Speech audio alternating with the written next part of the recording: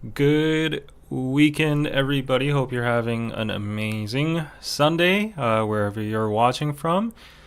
Right now, it's 1:34 a.m. in Seoul, South Korea. It is still raining, is it or not? I don't know, but we're going to be talking about a lot of topics today. It's going to be a mix of a chill live stream, a chill weekend live stream, plus one of those news and social news weekday live streams. Yeah, I have to catch up on a lot of news because I skipped the weekday live stream. I was just too busy. But great to see y'all in the chat. Welcome, everybody. Hello, Kel, Courtney, Travis, Mike, Plush Mickey. Hello, everybody. Hello, welcome all toppings and hoodies. Yes. Please leave a like when you can. Smash that like button for me. And today we have a lot of subjects to cover, as you can see in the title. We're going to be talking about prison, sex, heavy rain, and embarrassment. Oof. Okay. That title is very misleading. Actually, I changed the order to prison, sex, embarrassment, and heavy rain right now. That makes a better title. But yes, you have no idea what you have in stock today, but it's going to be a fun one. So, yeah, wherever you are, whatever you're doing, whether you're doing your dishes, house chores, mowing your lawn, or just studying, working. I doubt anybody's working. If you are, I don't know. If you're having your night shift or whatever, be ready to be entertained. Looking so fresh. Thank you, Slav.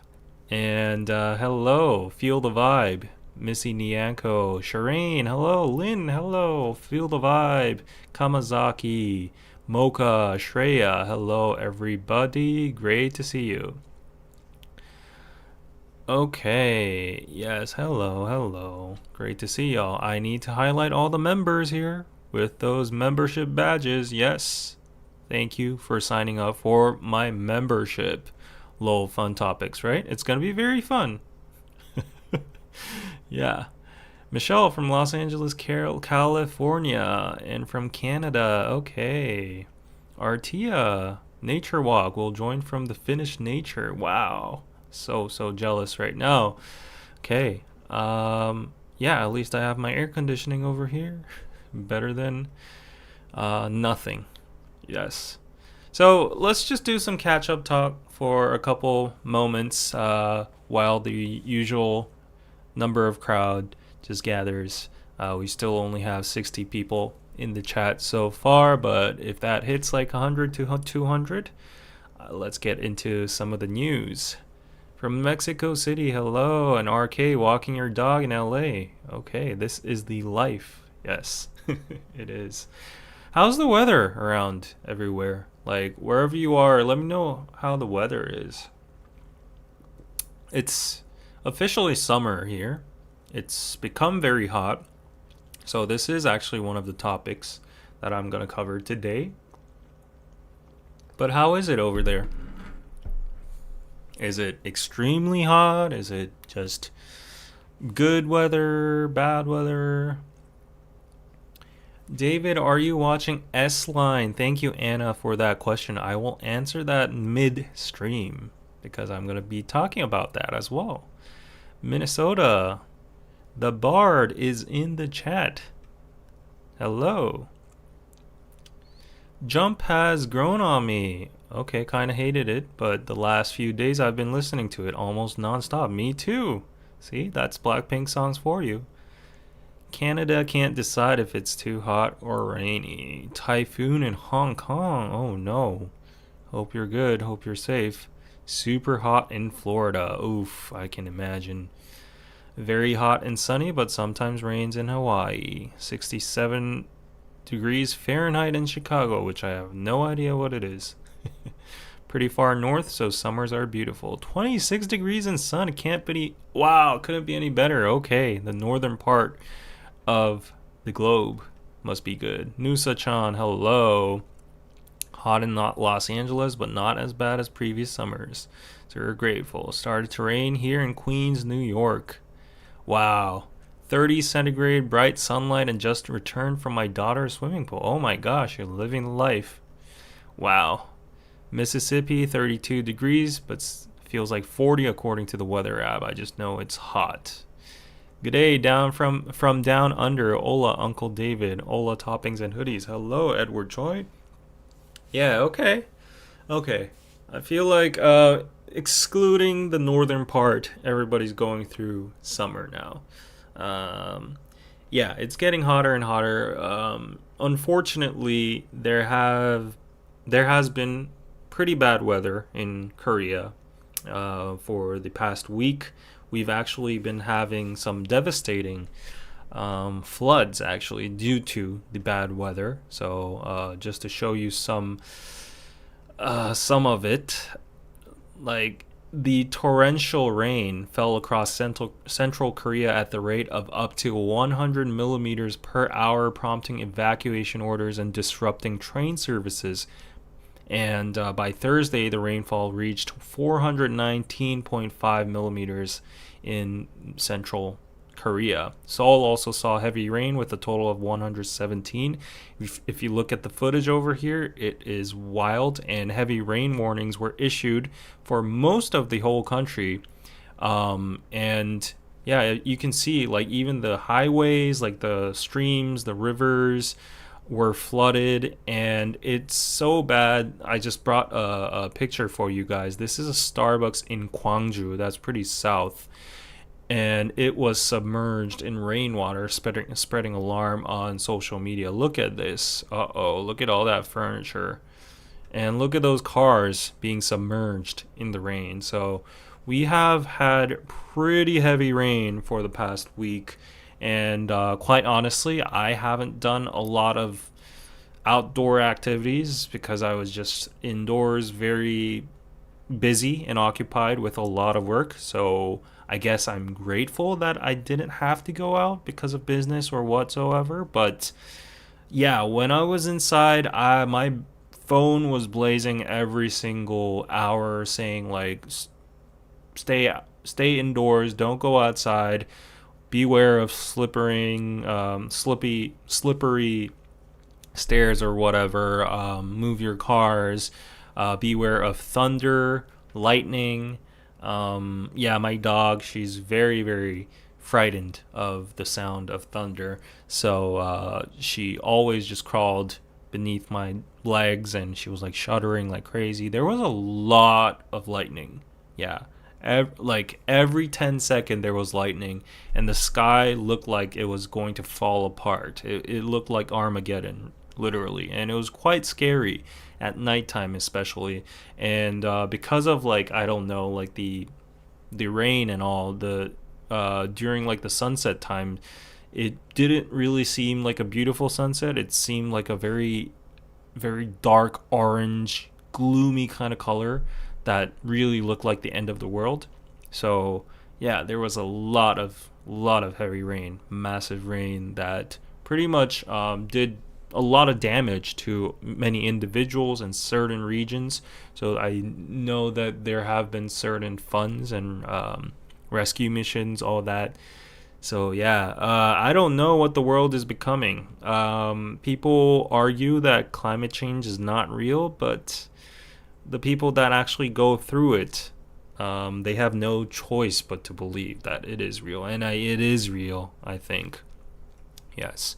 The temperatures are getting hotter and hotter. Scientists are saying it's real. Floods happening, typhoons happening. The earth is genuinely just angered at us human beings. So, yeah, I expect it to get worse and worse.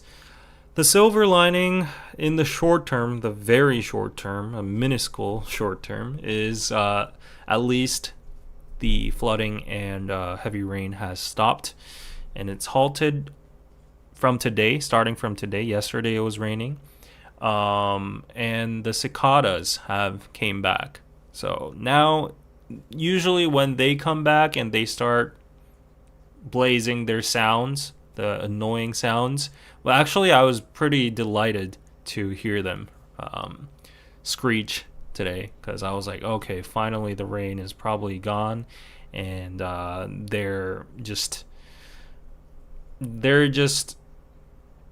ushering in summertime now. They're like, okay, it's officially summer. We're here. We're here to party. So yeah. Mother Nature, what can we do but stay calm and pray for everyone? Yeah, this is all a punishment from Mother Nature. Exactly. Yeah. David Suzuki said it's too late and try to reverse now. All we can do is try to manage it for global warming. Exactly. There are some scientists that say like science can solve a lot of problems and even like climate change and all that maybe in the future, but I doubt it.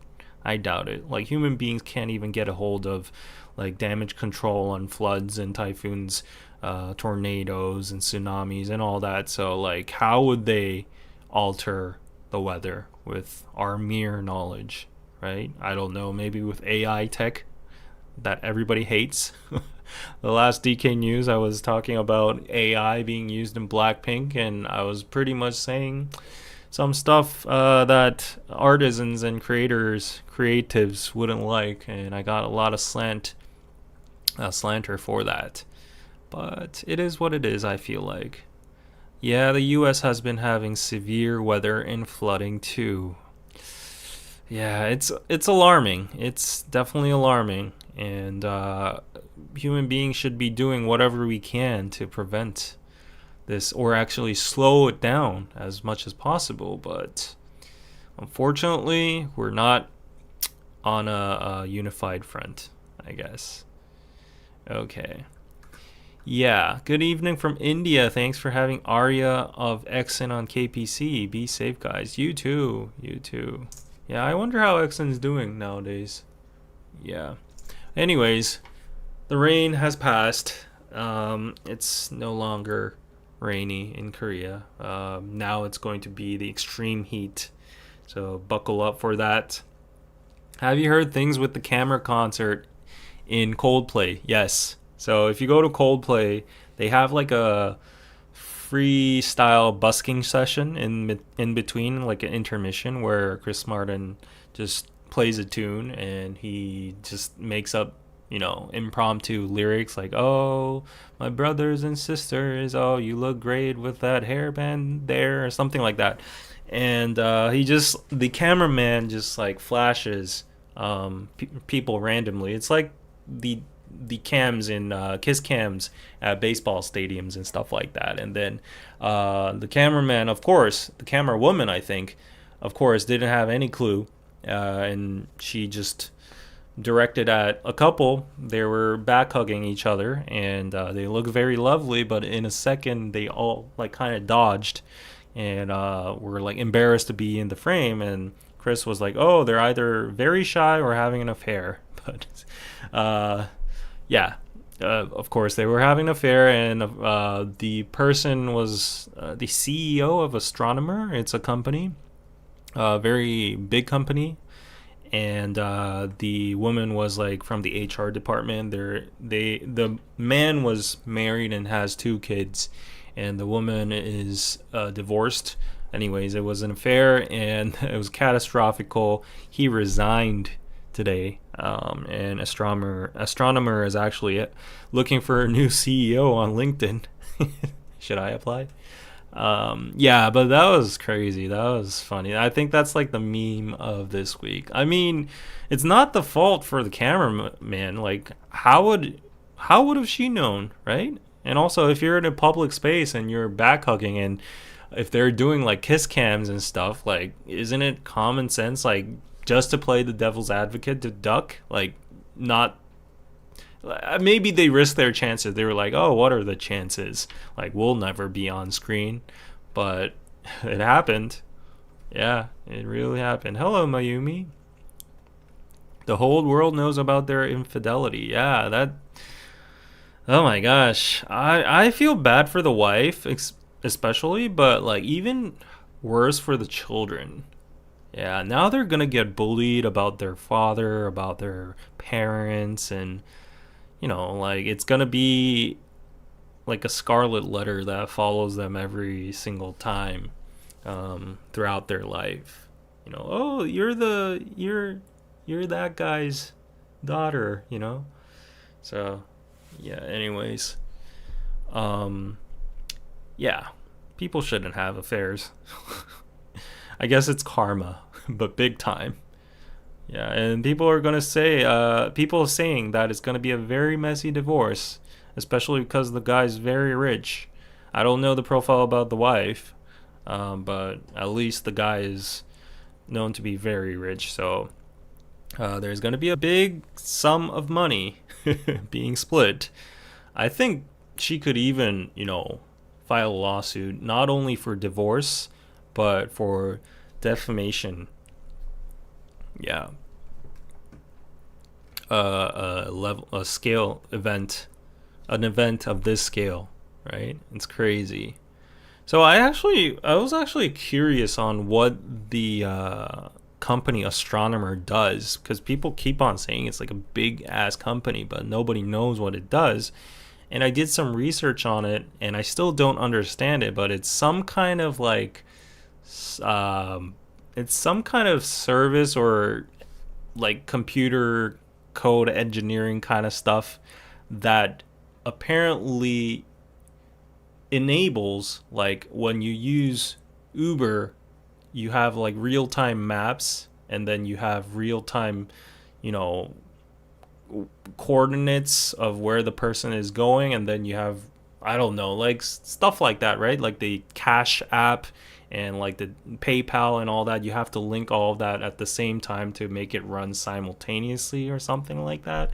So it provides a framework. It provides a frame so that these different apps that are very complicated to run at the same time run simultaneously on an app like Delivery Hero or Uber or Grab or whatever. So that's of my best understanding.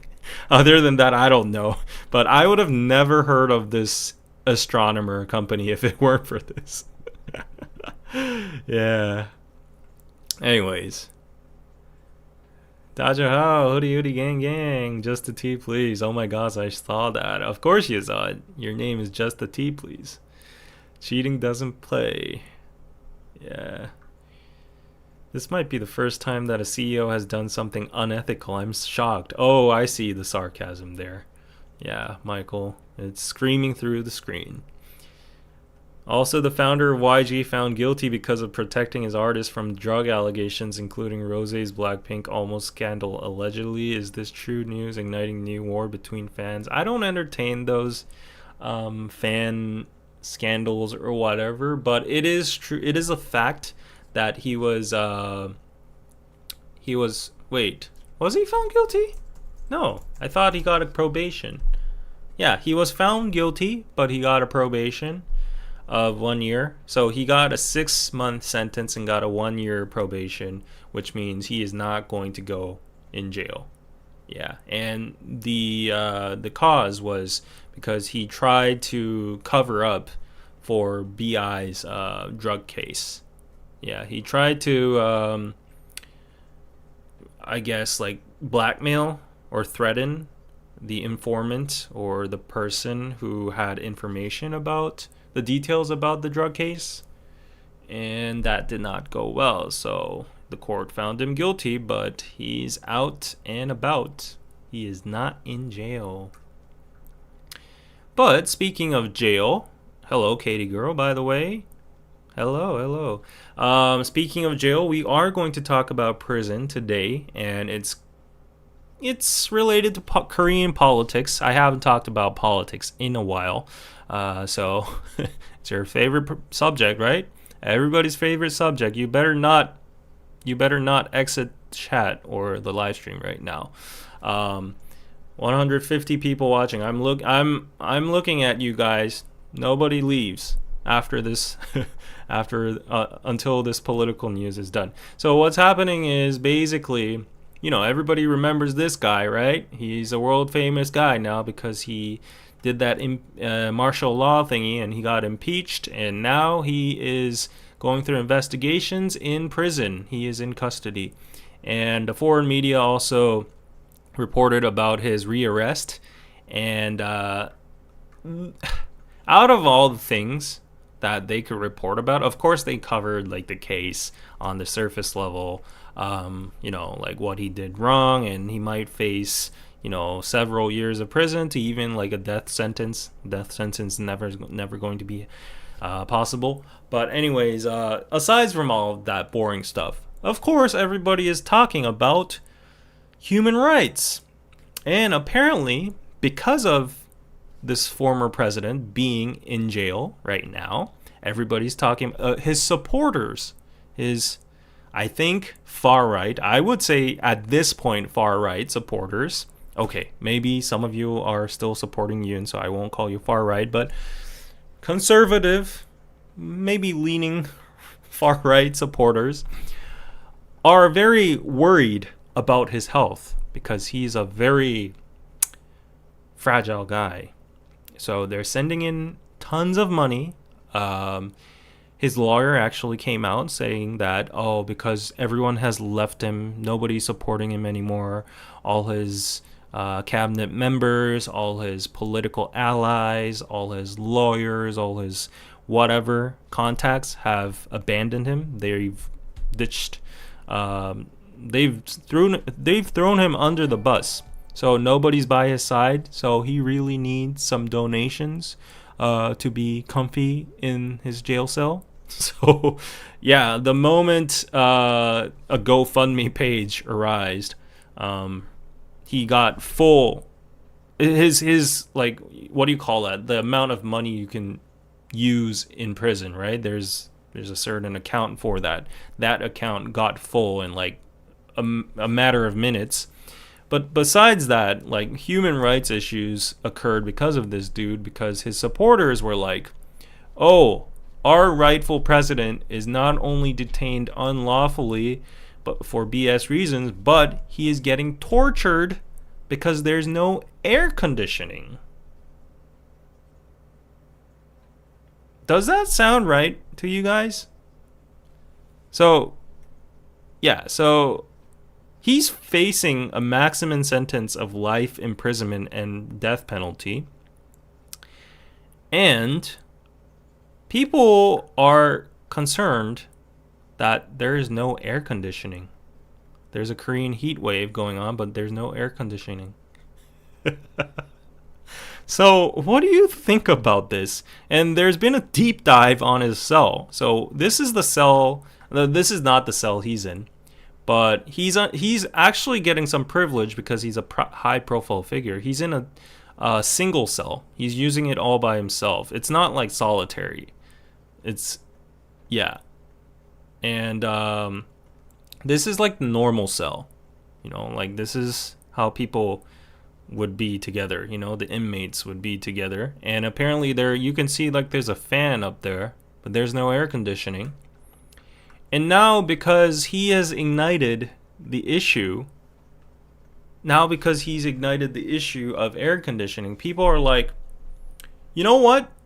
Come to think about it, I think this is a violation of human rights. We should install air conditioning in jails because, first of all, our former president, is going to die because he's going to sweat to death and get dehydrated because he doesn't have a fan or anything. So people are trying to actually justify getting air conditioning installed in jail cells for inmates just because of the former president. And of course, that's a fraction of people, like his supporters. In order for him to get that privilege, the ordinary inmates would have to share the privilege as well too. So they're just trying to justify it for the sake of like meeting the means. So this is a pretty BS situation, I would say, and people are pissed about it. But the thing is, people are actually considering it right now because now it's becoming a hot potato. And some people, maybe like people who are big on human rights, everybody has a spectrum of human rights, right? Like on how much they care about human beings when it comes to prisoners and all that, while some people advocate the death sentence and while some people say that's inhumane and blah, blah, blah. Everyone has a different spectrum and thought on that, right? So people are like, yeah, maybe they should have air conditioning. It's not like, we're not living in the 1900s or something, where it's like 2025. We can afford that. Like, and jail inmates and criminals are human beings too. They deserve to not be sweaty and dehydrated during like heat waves. So, yeah. What do you think, guys? What do you think? What do you think, guys? Who in their right mind still supports this guy? People who are in their right mind. I mean, I think if it gets really hot, then aircon should be allowed. Really? I don't think so. No.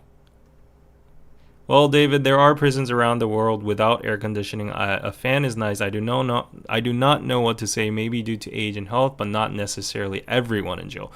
Yeah, we could argue if you have a precondition that, I mean, your health is in a very dire and critical state, you need medical attention, and heat could actually threaten your life. In those kind of cases, I'm pretty sure they already have cells for that, maybe, or medical wards or whatever. But really, air conditioning for people, criminals, it's not a hotel, is it? I would argue no, because like fans are enough. I don't think so. Yeah. Revamping prisons should not increase taxes but come from the politicians' paychecks themselves. It is not all or none. There are levels to crime and not all should be lumped together. That's a prison, looks like a crowded dorm. Yeah, prisons nowadays in Korea are pretty good. Yeah. If you want to be comfortable, don't commit crimes. Say it louder for the people in the back. Please, yes. Human rights is stated by a UN charter. Okay, fact assault here by the Bard. There is nothing about the right of AC there. I love it. Just fact assaulting the softies with the human rights UN charter. Everyone cannot get 9,000 or finance 9,000. I do not believe everyone should have air conditioning. Yeah, sadly, he still has a lot of fans. He still does, yeah. I agree, fan is efficient, right? Like, I know we're living in a civilized, modernized society, but if you think about like a couple decades ago, air conditioning was a luxury for a lot of people. It still is for a lot of people.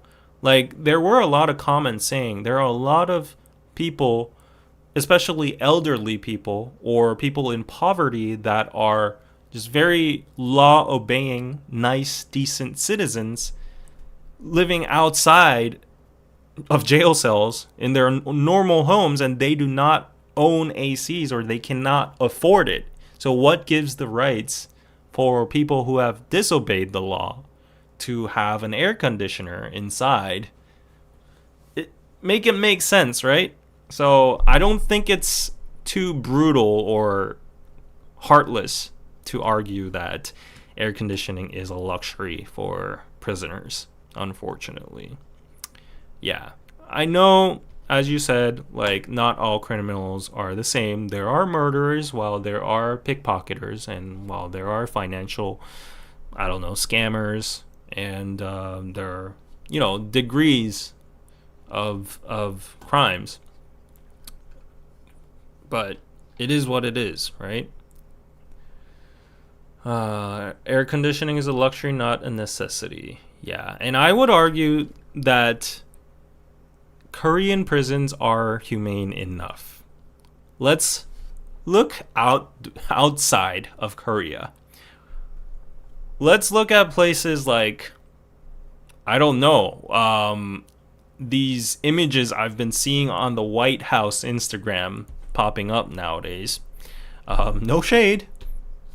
Like they've been posting like mugshots or I don't know ICE operations where people are sent to Venezuelan prisons or Mexican prisons or whatever. And I'm not saying that those places are humane or anything, but compared to those places and some prisons in the US as well too, I've seen on those Instagram posts, I would argue Korean prisons are pretty much on the good side. So yeah. Like, let me show you some pictures of Korean prisons. This is how they look like. Looks like my high school. Yeah, it's so neat, right?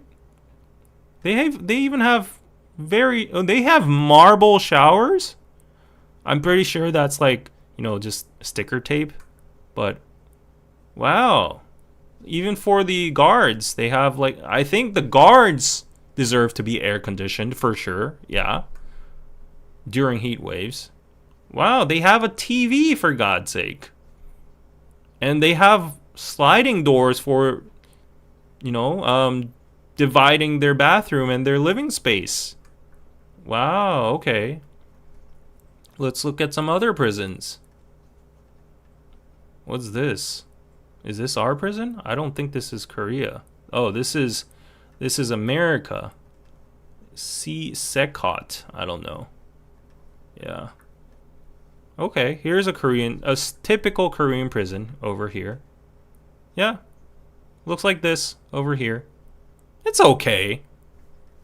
It's better than some homes where people in poverty live, right? Yeah. Anyways. Looks like a Koshiwon. Yeah, it's actually better than a Koshiwon. They feed you. I mean, I'm not saying that I'm jealous of a person that's in prison, but just technically comparing, people in Koshiwons need to work, and I guess people in prison need to work too, but like people in Koshiwons are just struggling to get food on the table. Yeah. Literally a dorm. Look at Indian prisons. Okay. Yeah. Yeah.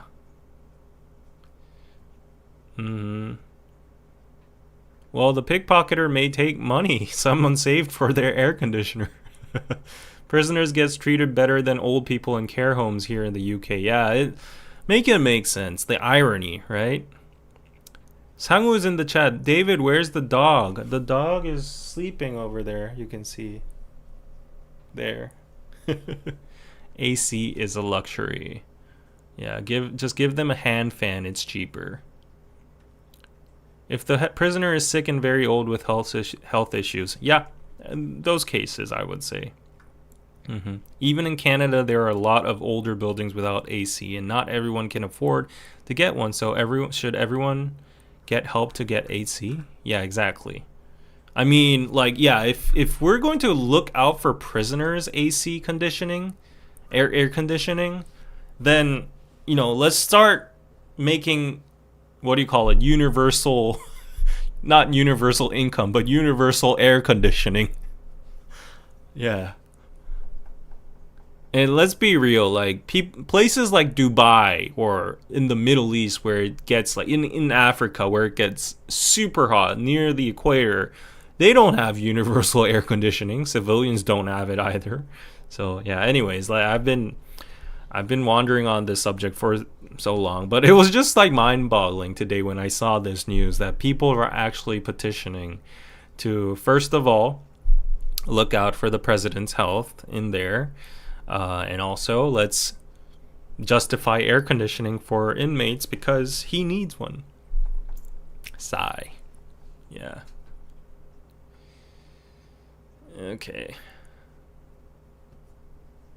The prisons are better than the basement apartments, the flood when it's rain. Exactly. We were talking about floods 10 minutes ago, and you saw in the movie Parasite, right? Like, there are families that actually obey the law and work hard to be a normal citizen and live in underground basement level places, and it gets flooded every single year when heavy rain comes. So like right now, I was talking in a very comfortable, privileged position where I didn't have to worry about heavy rain at all because I'm in like a high-rise apartment. Thankfully, I'm on a hill. That helps as well too. Like if I were like below, maybe below sea level or not that high up, and just on like just a flat place, and if I was on the first floor of an apartment, I would be concerned.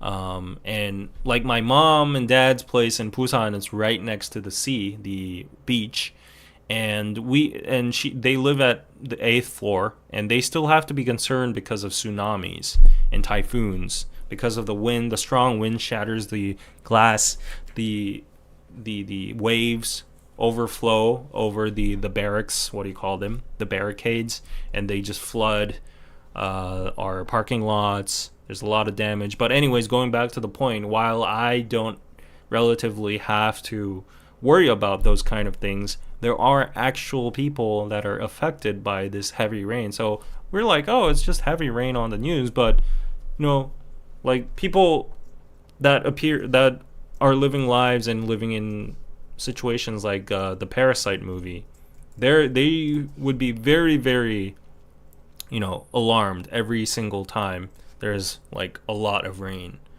And I know I kind of relate to some extent because in the old days when I just started out DKDKTV with Danny, we got ourselves a very cheap one room apartment that was below ground level. And it was we call it panjiha, that means half basement. So it's not fully basement. It has a window. So I don't know why they make it like that. Like just make it basement. I guess it's for humane reasons too. Like people need to like have air ventilation and look outside and get a little tiny bit of sunlight. But there was like this much of a window we could open, and because of that, that room actually got flooded once. It like the water actually came in, dripped in. It wasn't that severe because it was at ground level. It was below ground level, but the house itself, the building itself, was a little bit on top of a hill. So it was really heavy rain, and just the pure amount of water just flooded in. That was the only experience I had. But actually, our good friends, Sander, he used to run a production house, his studio. We used to do Naked Soul live streams there. It was an amazing studio. He got it for an amazing price, but it was located in Taerim, and that's not really a bougie area. That's where a lot of like Joseonjok or Chinese, Korean immigrants live together. And yeah, he just got it. He just got the studio for a very cheap price because like the district isn't really very preferred by a lot of people, but like studios, you don't really need the advantage of like being in a nice place, right? So he got it for a very cheap price. He customized all of it, made soundproof walls, had very expensive red cameras and everything, like streaming equipment, and everything was fine until that one time where Seoul was massively flooded, and all of these pictures on the internet where people were like sitting on their cars and like people were getting like sucked into manholes and all that. That one time his studio was destroyed. Like they couldn't do anything. They stayed overnight just pouring buckets and buckets out of their studio, but by the time it was past midnight, they didn't have any hope, I heard. And a lot of people, I think I was just very busy back then, but I did think I did send some support on behalf from HJ that went as a representative for us. And he went and gave them some financial support and also some physical support in like, transferring the equipment and all that. And it was just so heart-tearing because all the equipment was in a loss, the furniture destroyed, the whole place never usable again, because imagine all that mold, and imagine like drying that place up. So yeah, anyways, how did I get here? Yeah, we all started from air conditioning to flooding and all that. So all I'm saying, there are people that are living outside, obeying the law, lawful citizens living in those conditions. And it doesn't even have to be people in poverty, or like people in poverty have it way worse, but there are normal people that are going through shit. And are we really talking about prisoners having AC? I don't know about that. Yeah. Gita, hello. Do you think Yoon will be able to use the political capital he has? Is a comeback a realistic possibility? I think it is not a realistic possibility, but the weird thing is there is a small fraction of the current Conservative Party that I believe that needs to be grinded into molecules and disappear and restructure as a new one. But there are some remaining supporters that are framed as far right from the media.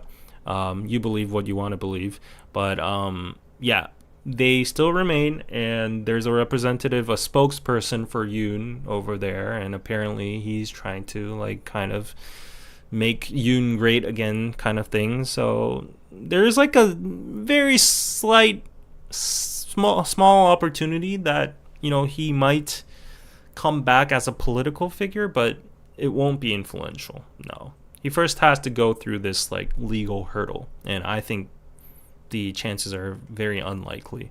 Yeah.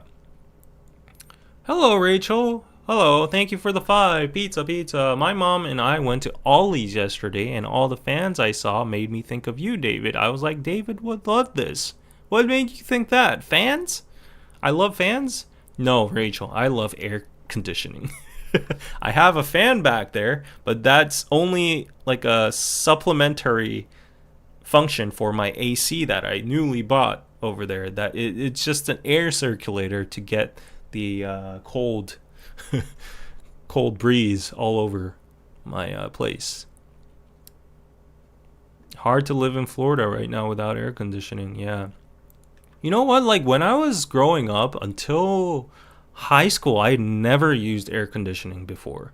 Our house, our family was very just frugal, and my mom, we got our first air conditioner when I was like in 3rd grade of middle school. Like that's probably 15ish, right? That's like 15 years ago. And to this day, I honestly though, like at this point I don't understand, because like my mom bought it, and she bought it for a very hefty price, but then she never actually used it. I still don't understand. It's like she bought it for probably like she bought it for maybe like $500 to $1,000, and whenever I was like, oh mom, I'm so hot, can we turn on the AC? She's like, no, you can't. Like we need to save energy and bills. Like what? Like if you're not even going to use it during the summer, why? And she still doesn't uses it till this day. I just don't understand moms. Yeah.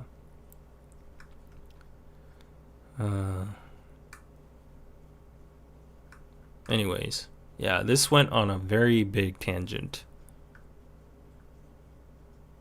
The studio that Pamokja and Sunny had that y'all used to film KST was flooded. Yeah, that was the one I was talking about. Yes, exactly. That one. You still remember the flooding scene in Parasite? I was physically flinching. It still does. Yeah. Where is it? Yeah, if you look at this. If anybody hasn't watched Parasite yet, this masterpiece, please go watch it. And this is very real. Like these are the basement apartments we're talking about. Yeah. Like these ones with the small windows. This is the only amount of sunlight this person can get from his house. This is exactly what our old studio kind of looked like. You know what? Actually, on a DKDK vlog, I feel like I can find a vlog of that studio. Yeah, actually, yeah. Anyways, in the meantime, let me read your chats. Do you prefer dry summer or humid? A dry summer, all the way. Who prefers humid summer?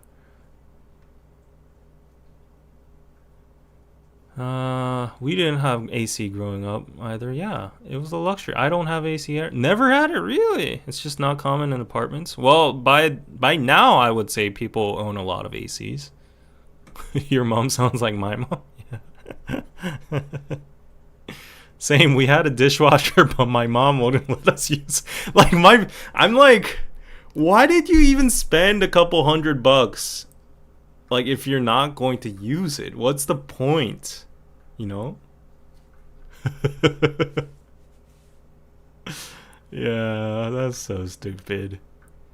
Okay, I'm trying to find that video. I'm getting close. I'm getting warm, but not striking it. Oh, yeah. Yeah. Oh, shit. Oh, no. This is like a new house we have. Yeah, this is our second place.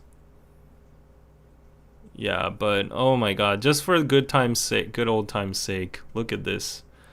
We got Leo's used mattress and it smelled like shit.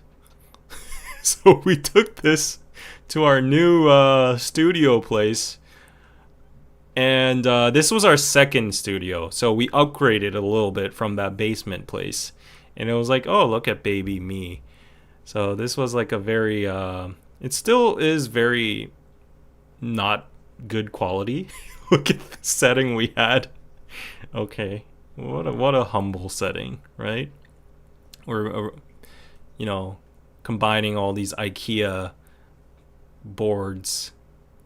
Yeah, look at that set. Yeah, Soul City vibes are a good old classic. But that was our second place. I'm trying to find our first one, but it's a very old video, so I'm having trouble finding it actually. I definitely remember a video we filmed. Okay, maybe this is one that we filmed. Okay, yeah. This one. Yes. Okay, this one it shows. Yeah, a little bit of it. So this is our first studio we had. And that's Danny over there. It was our first fan mail. It doesn't show a lot of angles, but you can see that little window over there. This whole thing is like concrete and it's underground. So that was our little source of light. Yeah. Anyways, good old days. Good old days. Wow, this sends me back. Memory lane, yes. Okay, I'll stop looking for it. But yeah, that was fun. Let's see. Okay. Rant check. Now we need 4B, Biroso, Suhouse, Crypto, and Karina. Okay. Yeah. David, so funny you made my day. What did I say? Singapore is even more humid, bro. But like Singapore air conditioning is brutal, man. Like if you go anywhere, like that's one problem about humid and hot places. Their AC is blasting to the level of like you get cold. You're freezing inside. I always had to carry like a jacket or a cardigan or a windbreaker to like the library or a mall or wherever because after 10 minutes you get like freezing cold.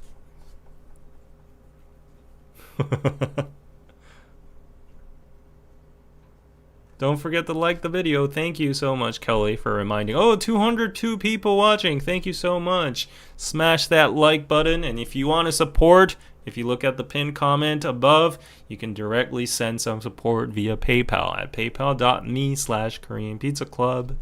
Yes. And super chats would be very appreciated. You can ask direct questions or whatever you want to say towards me. Was Danny smelling the shoes? What? Thank you, thank you. You got sick in Singapore because of the AC? Yeah, you know? uh, and the thing about the US is like the US hotels are crazy. They have like sometimes if you go to like old hotels, they have centralized AC systems and you can only like block the vents or something, but they are freezing cold too. I don't know what it is, but they're freezing cold, I'm telling you. And they don't stop. You can't manually stop the AC. It's crazy. I was once sleeping at the Hilton at in Anaheim. It's a very old facility right next to the Anaheim Convention Center. And that place, it's pretty old from what I can observe. And they had no manual AC in the rooms. For the whole stay there, I stayed there for a week or so. I was freezing to death. It was like I'm in a refrigerator. And the only thing I could do is like cover up the vent with like, you know, that metal piece. But that didn't help at all.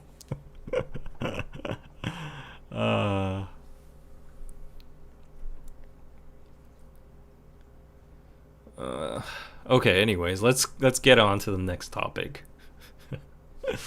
Yeah, this is a stupid topic I just brought because I thought it was funny. Youngji, this rapper, singer, MC nowadays, Youngji did a live stream of unboxing Labubus, and even famous celebrities are making a fuss nowadays, and 20s are buying this for 200,000 won. That's crazy. So apparently, there's a global Labubu craze. It's this monster doll. I don't know what the hype is, but they have art pieces of it as well. And they have like different colors. So they're like random boxes. And you can get it from like Pop Mart or something like that. But yeah, apparently they're trending now. And Youngji went live on her Instagram account. And she unboxed it and she got like a unique or legendary whatever, very rare Labubu, and she was like very hyped. Oh, is this real? Is this real? But it turned out to be fake. So people were like making fun of her on the internet.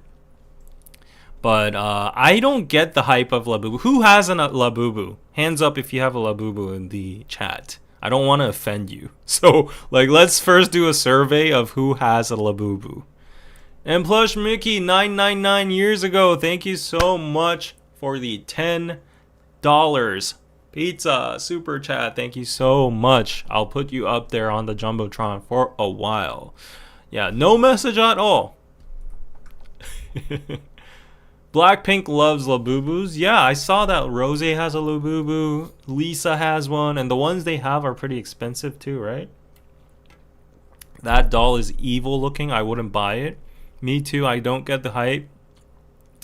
I think they look terrifying, but was never a fan of the trend anyways. I needed to buy some clothes for Labubu. What?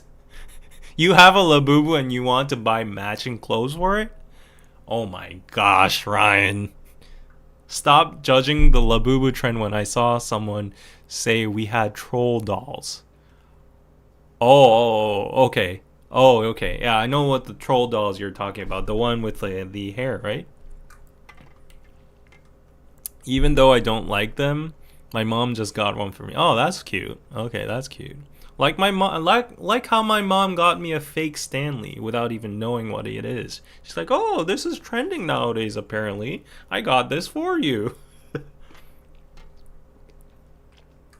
They look a little creepy. Not me. Nobody has. I think Ryan's the only person in this chat that has a Labubu. What are the odds? 209 people are watching, and there's only one. Hell no, Labubus are creepy as F. I still prefer Crybaby to Labubu. What was the thing before Labubus? There was another trend that was similar to this. I don't remember. But like it was something like a random box too, and people were hyped up about it. Hmm. My daughter wants me to bring her back on when I go to Japan and South Korea. They think they're hideous. But why? Why do you want to get it in South Korea or Japan? Is there more like variety here, or is this like? Does this have like a, a unique piece where you can only get varied by regions, or I don't know how it works. Is this like Pokemon Go, or you have two? Oh, finally we have someone that has two. It's a cult to buy that doll, says Reese. Sticking to BT21 plushies seems like great financial investment. Only if it's like a unique rare piece, right? Is the Pop Mart brand popular in Korea? No, we do not know what Pop Mart is. Yeah. Oh, maybe for a time I think Pokemon cards were pretty valued, right? I don't understand what they are, me neither. They are banned in the UK? What? Why? Really? What? What? Really? Cabbage dolls? What's Cabbage dolls?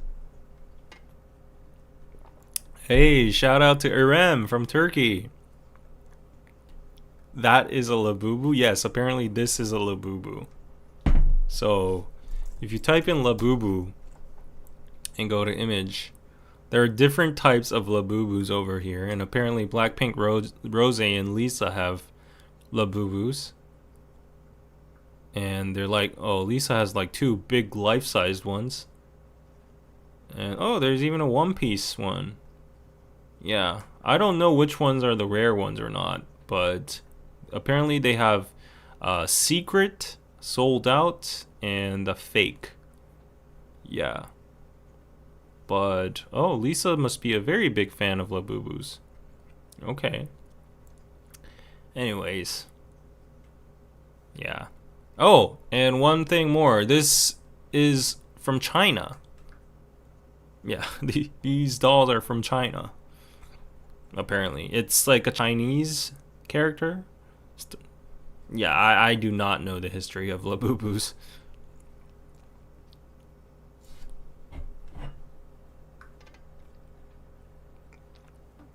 I think it's not fake Stanley tumbler, as I was told. Actually, the factory produced tumblers are now only selected. Really? Well, this is definitely fake. It doesn't have any logo or anything. Yeah. Come on, guys. Our Cabbage Patch dolls, Troll doll, and Furbies were only like $30. Cabbage Patch dolls were the shit in the 90s. Look them up. Okay. Cabbage Patch dolls. Okay, searching now. What? This looks like Satan's doll. What? Why? I mean, no offense if you had one, but like, why would you make a baby look this scary? What? It's so creepy. What? Am I offending a lot of people? What? It looks like a possessed doll. Oh my gosh, look at this. What the? Guys, I can't. I can't. Like, I don't like dolls in general, but nah. Apparently people were pulling knives on people to get one. I don't understand people. You could buy fake ones, but not real. What? Should I actually try to get some Labubus now? What? The green sold for $30K in the US? Oh my freaking god. They have the keychain ones. What? It's a cult. These dolls are hunted? A Chinese restaurant I went to was selling knockoff. What? Really? You still miss your Cabbage Patch doll? You had one of those? Annabelle. Oh my god, I prefer Labubu now after the Cabbage Patch. I I swear there's a secret cult that puts out these ridiculous ugly toys into fads. Yeah, that's the only explanation. Oh my god. I watched a video where they say Wallace and Gromit are super popular. Yeah, they're pretty popular. They're not like super popular, but Wallace and Gromit used to be a kind of series where we would air them when there's nothing else to show on TV at like midnight or something on cartoon channels. So everybody has seen it once. Yeah. I have 3 small ones and 2 big ones. Really? What? What in the Chucky is this? Yeah, it looks like Chucky. Francisco, hello. I'm a new fan and binging KPC. Love the deep dives and variety of voices. Just found about DKDKTV, but the amount of content is a little intimidating. Where do you suggest a newbie to start? Well, DKDKTV isn't very active nowadays. We're just continuing the new series on K-pop, so if you're not a big K-pop fan, that might not strike your interest, but we do have a very big back catalog of vlogs called Soul City Vibes, and we have a playlist for that, so that might entertain you. So yeah, maybe you could check that out. And then there's also always the KPC live streams. There's a huge back catalog for that, so yeah, welcome to the fam, Francisco.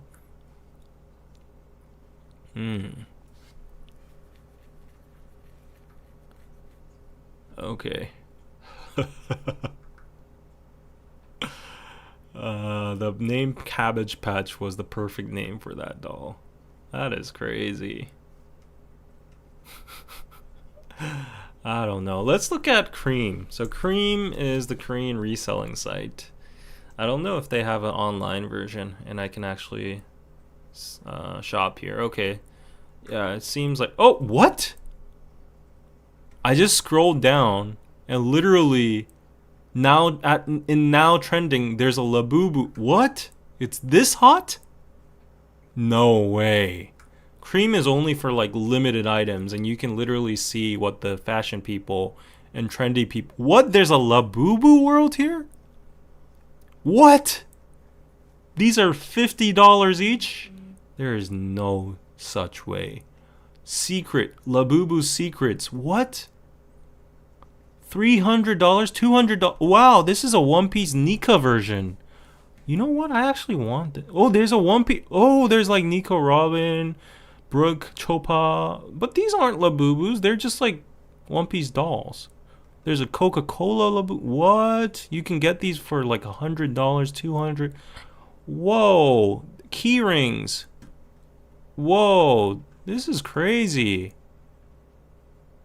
What? What? Oh, this one's kind of cute. These are $100 each. This is crazy. Bro. What am I... What? Oh, so you open these like random boxes, and these boxes are sold for like $300. What? Highlight series, sealed clay, 6 blind boxes. What? Oh my gosh. Maybe I need to look into this as like investment. Like is there a chance like I buy a normal box and get like a rare one and make 100x out of it? Wow. What the hell is this? Is this like fried shrimp or something?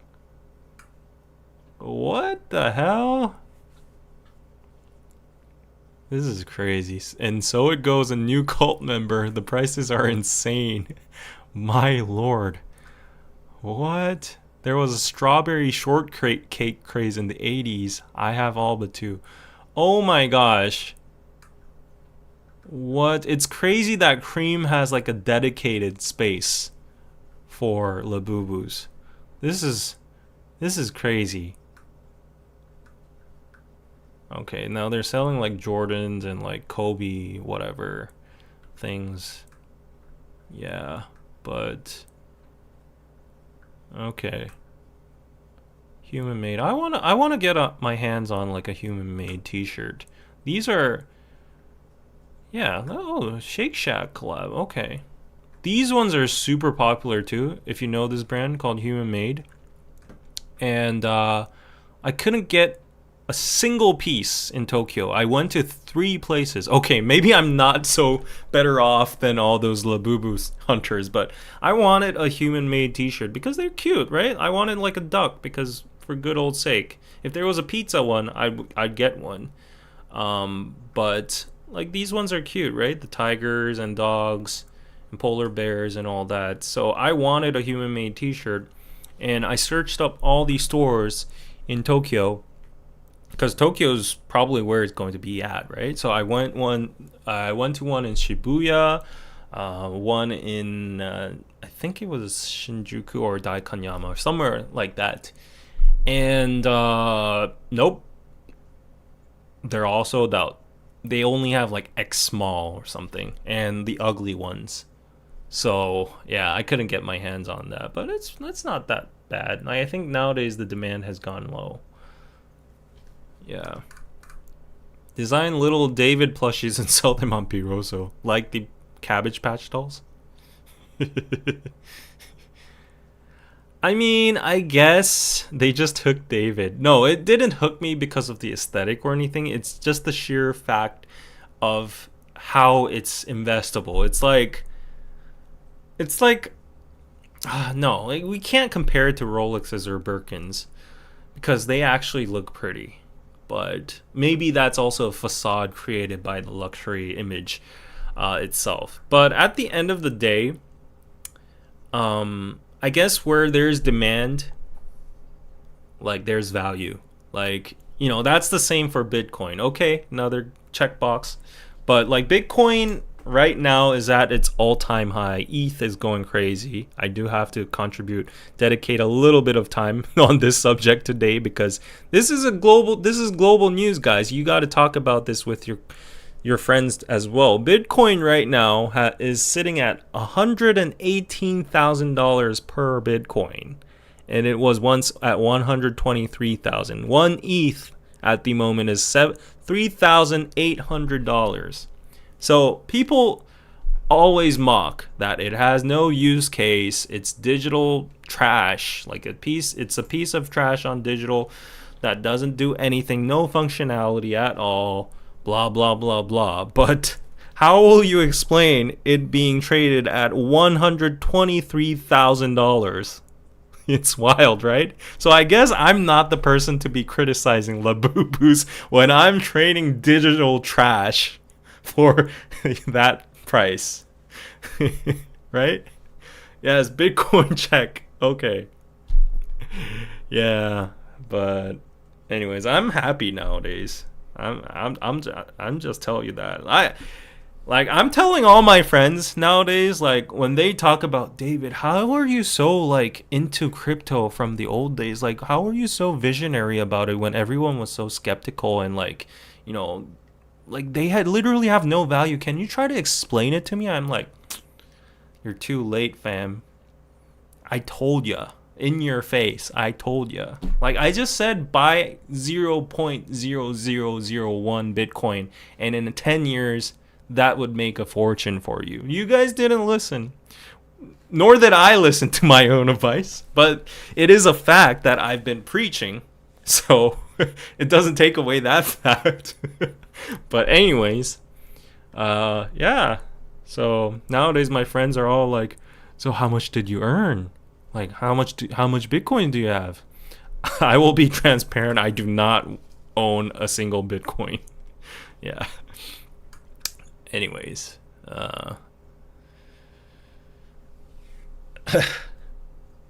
David saying fam makes me feel young. I picked this up when I was traveling to UK. Yeah, for some reason I heard it a lot from people, and then I started using it. I don't know. Yeah. But we are living in crazy times where the Genius Act actually passed from the US Congress, and now they're signing for stable coins, and the president of the US is endorsing Bitcoin and cryptocurrency and saying the US is going to be the crypto capital. Texas and a lot of states just reserving Bitcoin. in crypto and all that. Korea's jumping on it now because they got FOMO. They're like, oh, the US is doing it, like all the other states are doing it, we can't lose. So we're all doing it now. And retail is jumping in, Korean people are jumping in, and unfortunately, I will say to you guys, it's too late. I mean, you might have some upside. Like the bull run is about to start, according to a lot of analysts.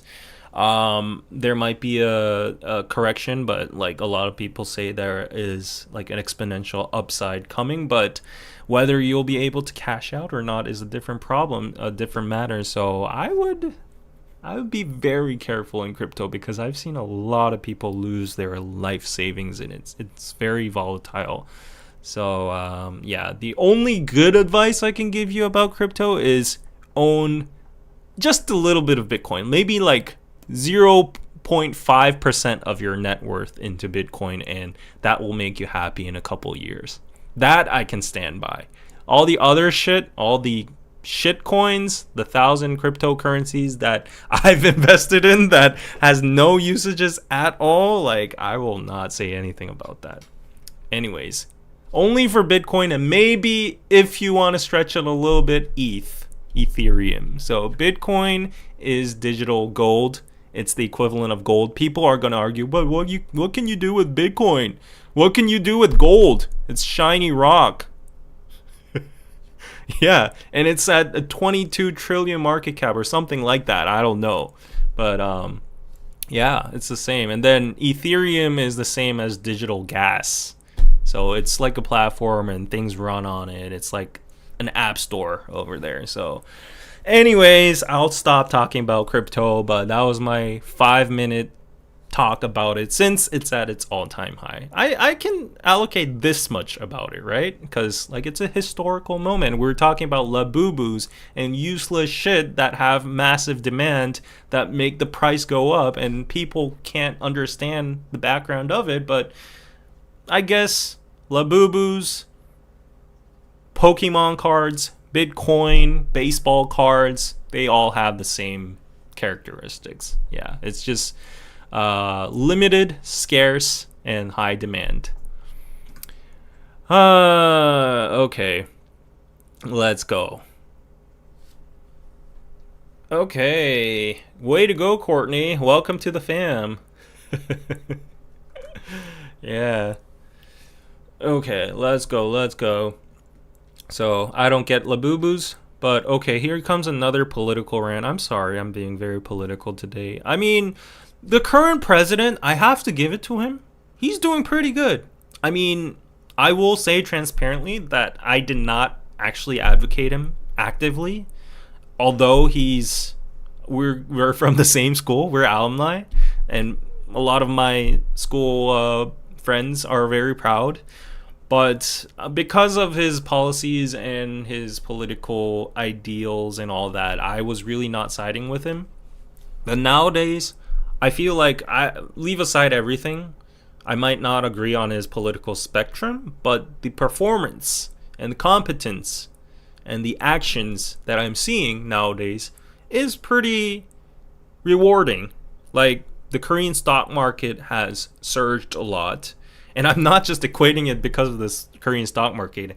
It's because it's one of his major pledges that he would normalize and regulate the Korean stock market, because the Korean stock market was getting effed over by all these chaebols and fraud and people like allegedly Bang PD. Okay, yeah, you guys are saying like the spam guy is getting too much, so let me ban him. I'm gonna time you out for 30 minutes. So yeah, anyways, like he's done a very good job in that. He's been very active in fulfilling his pledges for the presidential campaign and policies. So yeah, so far he's been doing pretty good, and I do not have many complaints. But the biggest factor that a lot of people who are a little bit right-leaning have with him is that his biggest pledge ever, his biggest number one campaign policy was to give every single Korean citizen $250. $200. And the reasoning behind it officially is because our economy is very bad. Everyone's struggling. The small businesses are shutting down. The money isn't flowing and circulating. So artificially, we have to somewhat pump the economy, make people spend, go outside, consume, and give financial aid to the poverty and people in need. That part I agree about. Okay, like if it's used as welfare for people who actually need the $200 that aren't able to pay their electricity bills, that aren't able to get right shelter or a fan in summertime, I agree. I like heck, like give them 500, like give them $1,000. I mean, of course, there needs to be calculations in that, but you get what I'm saying, right? But like $200 for every single citizen, from Samsung families to people in poverty, I guess it's like equal. But the conservatives argue, I don't think this is like whining or complaining. I do think there's logic behind it. If you pump out that much money to the public, that $200 is going to create a surge in the market price. It's going to create inflation. It's going to inflate all the prices of services, products, food, whatsoever. So it's just like a temporary relief that's going to bite you in the neck in the long run. That's what a lot of economists actually predict as well too. And that's national debt essentially. Also, that's going to be a toll on the taxpayers eventually, and the next generation eventually. So ultimately, we're just like printing out more money, getting more tax money, and just shoving it to the wealthy and the next generation. So there are a lot of conflicting opinions and thoughts about that. So leave aside all of his other policies. I think he's doing pretty good right now. So I'm very pro current president. But this, I do not agree. I don't know why I should be receiving $200 right now when I'm not struggling. I don't know why my friend's baby that was just born yesterday should be getting $200. I don't know the backing behind that. If it was used in pinpointed nice places with like actual backing, then I would be totally agreeable on that. But yeah, it is what it is. It's happening. So, yeah, people are going to be given at least $150 starting from next week. And then for more needy people, they're going to up it for like additional $50 and $50. So max you can get $250 per person. So I'm probably going to be I don't know yet. I haven't calculated, but I'm probably going to be in the bracket of 150 to 200. So, yeah, at least there is some kind of division in there. But at the end of the day, everyone's getting 150 at least. And then there's like 50-50. So, yeah, I honestly don't agree on that. But, like, you know, it's our elected president. It was like his policy. And a lot of conservatives were like, oh, we're going to reject it. Like, we don't need that money. We think of the country in long term. But then like the liberals were making fun of the conservatives, like, okay, like I'll take your money and I'll go buy some beef. So yeah, it is what it is. So the news I brought today, it's not like biased or anything. It's just what it is. So the greatest chicken and beer craze of all time, chimek, we call that, chicken and beer craze of all time is coming. 250,000 won in public money is going to be handed out starting from next week. And everybody is expecting it to be spent on probably food. So there are certain places you can spend this money on. You can't spend it on stocks. You can't spend it on like department stores or supermarket. I think supermarkets are okay. But basically, it's constricted in like a regional base. Or if you receive it by card, there are certain places that are excluded from the beneficiaries. Like big conglomerates are out. So it's targeted towards like small businesses or local businesses, but like there are a lot of loopholes. Of course, there are people already saying like, I'll go to your store if you give me 70% back in cash. You can keep the 30%. I can get like the $100, and I'm gonna use that cash into like buying stocks or whatever. There are people doing stuff like that, and why this news has risen is because we don't know if there's a correlation or not, but apparently quite recently, just before the handouts are out there, the chicken prices, all three big franchises, BBQ, BHC, Gyeocheon, all three have increased their prices by $2. And chicken is extremely expensive already. I don't even remember when I've actually gotten chicken before because it's so expensive. It's like now at $20 per chicken. I can't afford that. Like $20 chicken, like do you have freaking gold on it? Like I can't afford that. But now it's like $22 plus the delivery fee. So it's, if you're ordering normal chicken, it's going to be $25 plus. And like I just can't simply, but now they're upping that by $2, and people are like, this can't be a coincidence.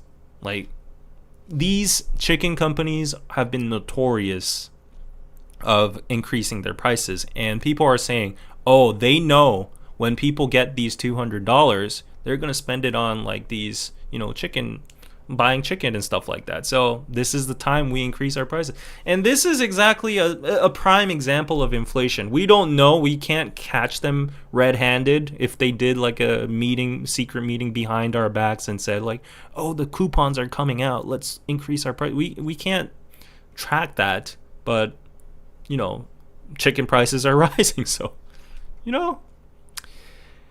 yeah, so I don't know. So Ryan's talking about the government of Singapore giving 300 in cash vouchers that can be used for food and groceries. So actually, Singapore was used as a very big study case for these cash handouts. And the prime difference with Singapore and Korea is that our country is in deficit. Singapore and Norway and UAE, Dubai, are the only countries in the world that are in profit, national profit, like in a what do you call it, like plus. So Korea's in massive national debt, and if a country's in national debt, like printing money is like a suicide thing, and it just devalues your currency, and it inflates prices, and small businesses get crippled because like the minimum wage goes up, but they can't hire people, so they have to just grind themselves, and ingredients, labor costs, everything, electricity bills. So yeah, I'm no Nobel Prize economist or anything, but according to internet sources and a lot of prestigious economic journals and articles, that's how the economy runs. And apparently the US is in massive debt right now, so they're trying to solve that with crypto at the moment. I think it's genius. I think it's actually trying to be a bully, but that is how the world works, right? Empires bully other countries. Like, I'm sorry. I love the US. Like, it's a dual feeling. But, I can love the US but also criticize it at the same time, right? But they're in that manner. I don't know who the advisory was, but someone on Trump's cabinet is a genius for using stable coins and crypto as a way to just cut the national debt. So anyways, yeah, this is happening. So this one article about chicken prices going up became a huge political rant. It's not a rant. It's just, yeah, it is what it is. I'm happy that I'm getting the 200. Might as well get it, right? Like, yeah, if everyone else is getting it, I'm gonna get it too, right?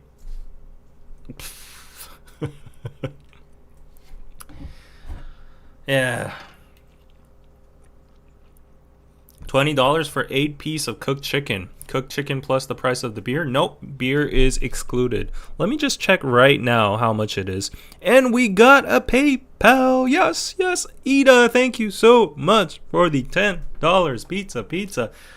pizza. Yes, it's outrageous. I'm going on Coupang Eats right now to see how much chicken is. So let's see. Okay, right now I went into BBQ. So this is the most famous Korean chicken in Korea. Gold olive chicken from BBQ. It's 23,000 won. That's the equivalent of like $21 or something. If you go down, there's like other stuff. 23. They got like little pieces for 18. If you add in like hot, it's like 24. And yeah, the price is just average like that. So it's outrageous. And then you have to consider the delivery fees. So if you're having a chicken, the feeling, like if we were to convert it to US standards, you would probably be paying $30 for a chicken. Yeah, that is insane. Yeah. Thank you, Clara. The orange is using stable coins to launder money.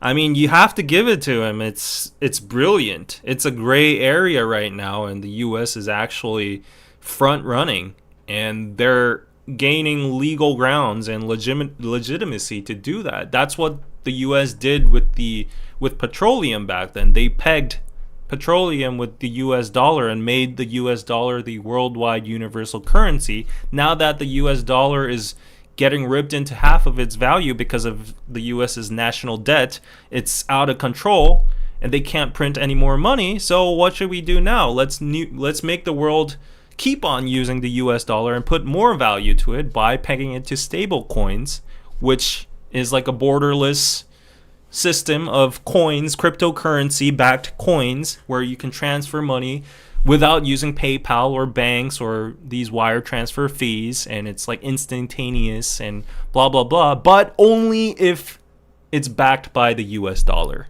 like USDC, USDT, USD1. So it's okay if you use crypto, ETH, Bitcoin, or whatever. Just buy it with the dollar. That's brilliant in my opinion. So they're keeping the dollar, what do you call it? The superiority and the usage with that, because everyone knows like our future of financial, transfer and all that, international trade or whatever. Korea is already using all those digital transfers. So, yeah. Okay, BBQ is the best. It is the best. But I'm sad because I can't afford BBQ anymore. And I'm not exaggerating over it. Of course I can afford it. Like, if I really want a chicken right now, like, die hard, I would order it. Like it's $30. I can afford $30. That's not what I'm saying. It's like, oh shit, but it's $30 though? Like, do I have to go out of my way to order chicken for $30? With that money, I could buy like 6 meals at E-Mart. I could just go to E-Mart and grab like $5 worth. Yesterday, I went at 10 p.m. again, and there was 돼지갈비. That's like 양념 돼지갈비. That's seasoned, marinated pork meat, something like that. I had an amazing meal today. I cooked it. It was the original price was $25, but because the mart was closing, they had like a time deal sale, and I got 1 pack, which is equivalent for 2 servings for $10, and I was like, okay, I am having a feast today. And look at this. Look at this. This is like 2 servings of the meat, the pork, and I cooked this today. I was like sizzling it on my fry pan. And yeah, look what I got from it. Like, this is 1 serving with my kimchi and rice, and I had some bibimbap on the side because I was kind of hungry, need some more carbs. Put ice on it because it's cold. It's supposed to be cold, but I had This meal is worth only, if you do the math, probably $6 to $7. Why would I have chicken if I can have a feast like that for $30, right? Have a chicken dinner now, Lynn. Thank you so much for the 20 pizza chicken. But okay, let me think about it. Mom's Touch is value for money. That is true. That is actually true. If you want chicken, you could go to Mom's Touch, and they have like sets with like chicken burgers and also chicken, and they're relatively cheaper. So Mom's Touch and KFC are on the cheaper side, I would say. KFC has kind of caught up, but they have like deals sometimes on like delivery apps. KFC have a lot of like promotions, so I usually go to KFC for chicken, but that's not like Korean chicken, right? They have Korean chicken has different taste. I don't know what it is, but yeah. The board, thank you for your donation. Thank you for the 269 Swedish kronas. Thank you so much. Crowns? It always gets complicated. $20 isn't enough, Lynn. Thank you for the €2. Pizza, everybody. Yeah, but anyways. Yeah, I don't know what to think about that policy, but it's already water under the bridge. What can I do about it as a mere citizen? We all have collective intelligence to vote our political leaders. The conservatives attacked harshly, saying that was literally buying votes, because if you see the pyramid, the demographic pyramid, of course, in a capitalistic society, the poor or the lower class income are going to exceed the number of people that are on top of the pyramid, right? So they were like, oh, you're just spraying money. You're literally handing out money to buy votes. Because these people, quite honestly, there will be a big fraction of people that live day to day by collecting cardboards or just have nothing to do. And for them, $200 might be really big money. So they're like, I don't care about the country's future. Like, right now, my survival is the biggest thing I can care about. So $200, let me take that. Yeah, so a lot of people were like, you shouldn't be able to pledge stuff like that for your policies. But it happened. Which brands are best for Korean chicken? BBQ, BHC, Kyochon. These three are the best three. However, the most overpriced at the same time. And Kyochon is a little bit of a different breed because they're well known for their soy sauce chicken in particular. That's the standard signature chicken for them. And they have smaller chickens. So Kyochon is the most notorious of them all. Their chicken is like a smaller kind of chicken, but it's really tasty. I have to give it to them. Yeah, I haven't had Kyochon in ages. I only have them for whenever my mom visits and she's like, I'm feeling like Kyochon, let's have it together. Yeah, and then we used to share it with my grandma, my mom, and me, all three of us. But then when I'm alone, it feels like a luxury, so I never. Yeah. And plus, I'm trying to eat healthy nowadays, and I'm not trying to eat past midnight or late. Yeah. Have you tried kamachi? My friend has actually recommended that, but that's like grilled. Kind of, it's like a chicken as a whole. Like, it's not in pieces. It's just chicken, and it's like not my kind of chicken. Not my kind of vibe. Yeah. Yeah, it's kind of getting hot over here. Maybe I'll just heat it up. Yeah. Okay, how long have I been going? I feel like I've been going on for a while. Okay, an hour and a half. 233 people watching. Okay, great. See ya, Maspe. Thanks for joining. See you in the next one. And next news. I mean, everybody's been talking about this for ages now. I feel like it's cold and old news, but idols who never sleep or age. The Wall Street Journal spotlights KDH, which is K-pop demon hunters. The craze, the hype is still alive, and globally, Huntrix and the Saja Boys have been charting on Spotify, and now it's become a reality where Huntrix and Saja Boys are actually fighting for number 1 and 2 on the charts, just like the movie itself. So people are like, "Wow, it's a fulfilled prophecy." And I brought this because I'm tired about all the hype and all that. Okay, it's popular. I'm very proud as a Korean. Like, the singing is amazing. I actually brought some Golden covers. Like, they are amazing. The song Golden is just like on repeat for me. It has very high notes, and there are some talented Korean singers I'm gonna show you in a while that have covered the song perfectly. But anyways, before that, I just want to talk about like the aspect of having these virtual idols actually succeeding.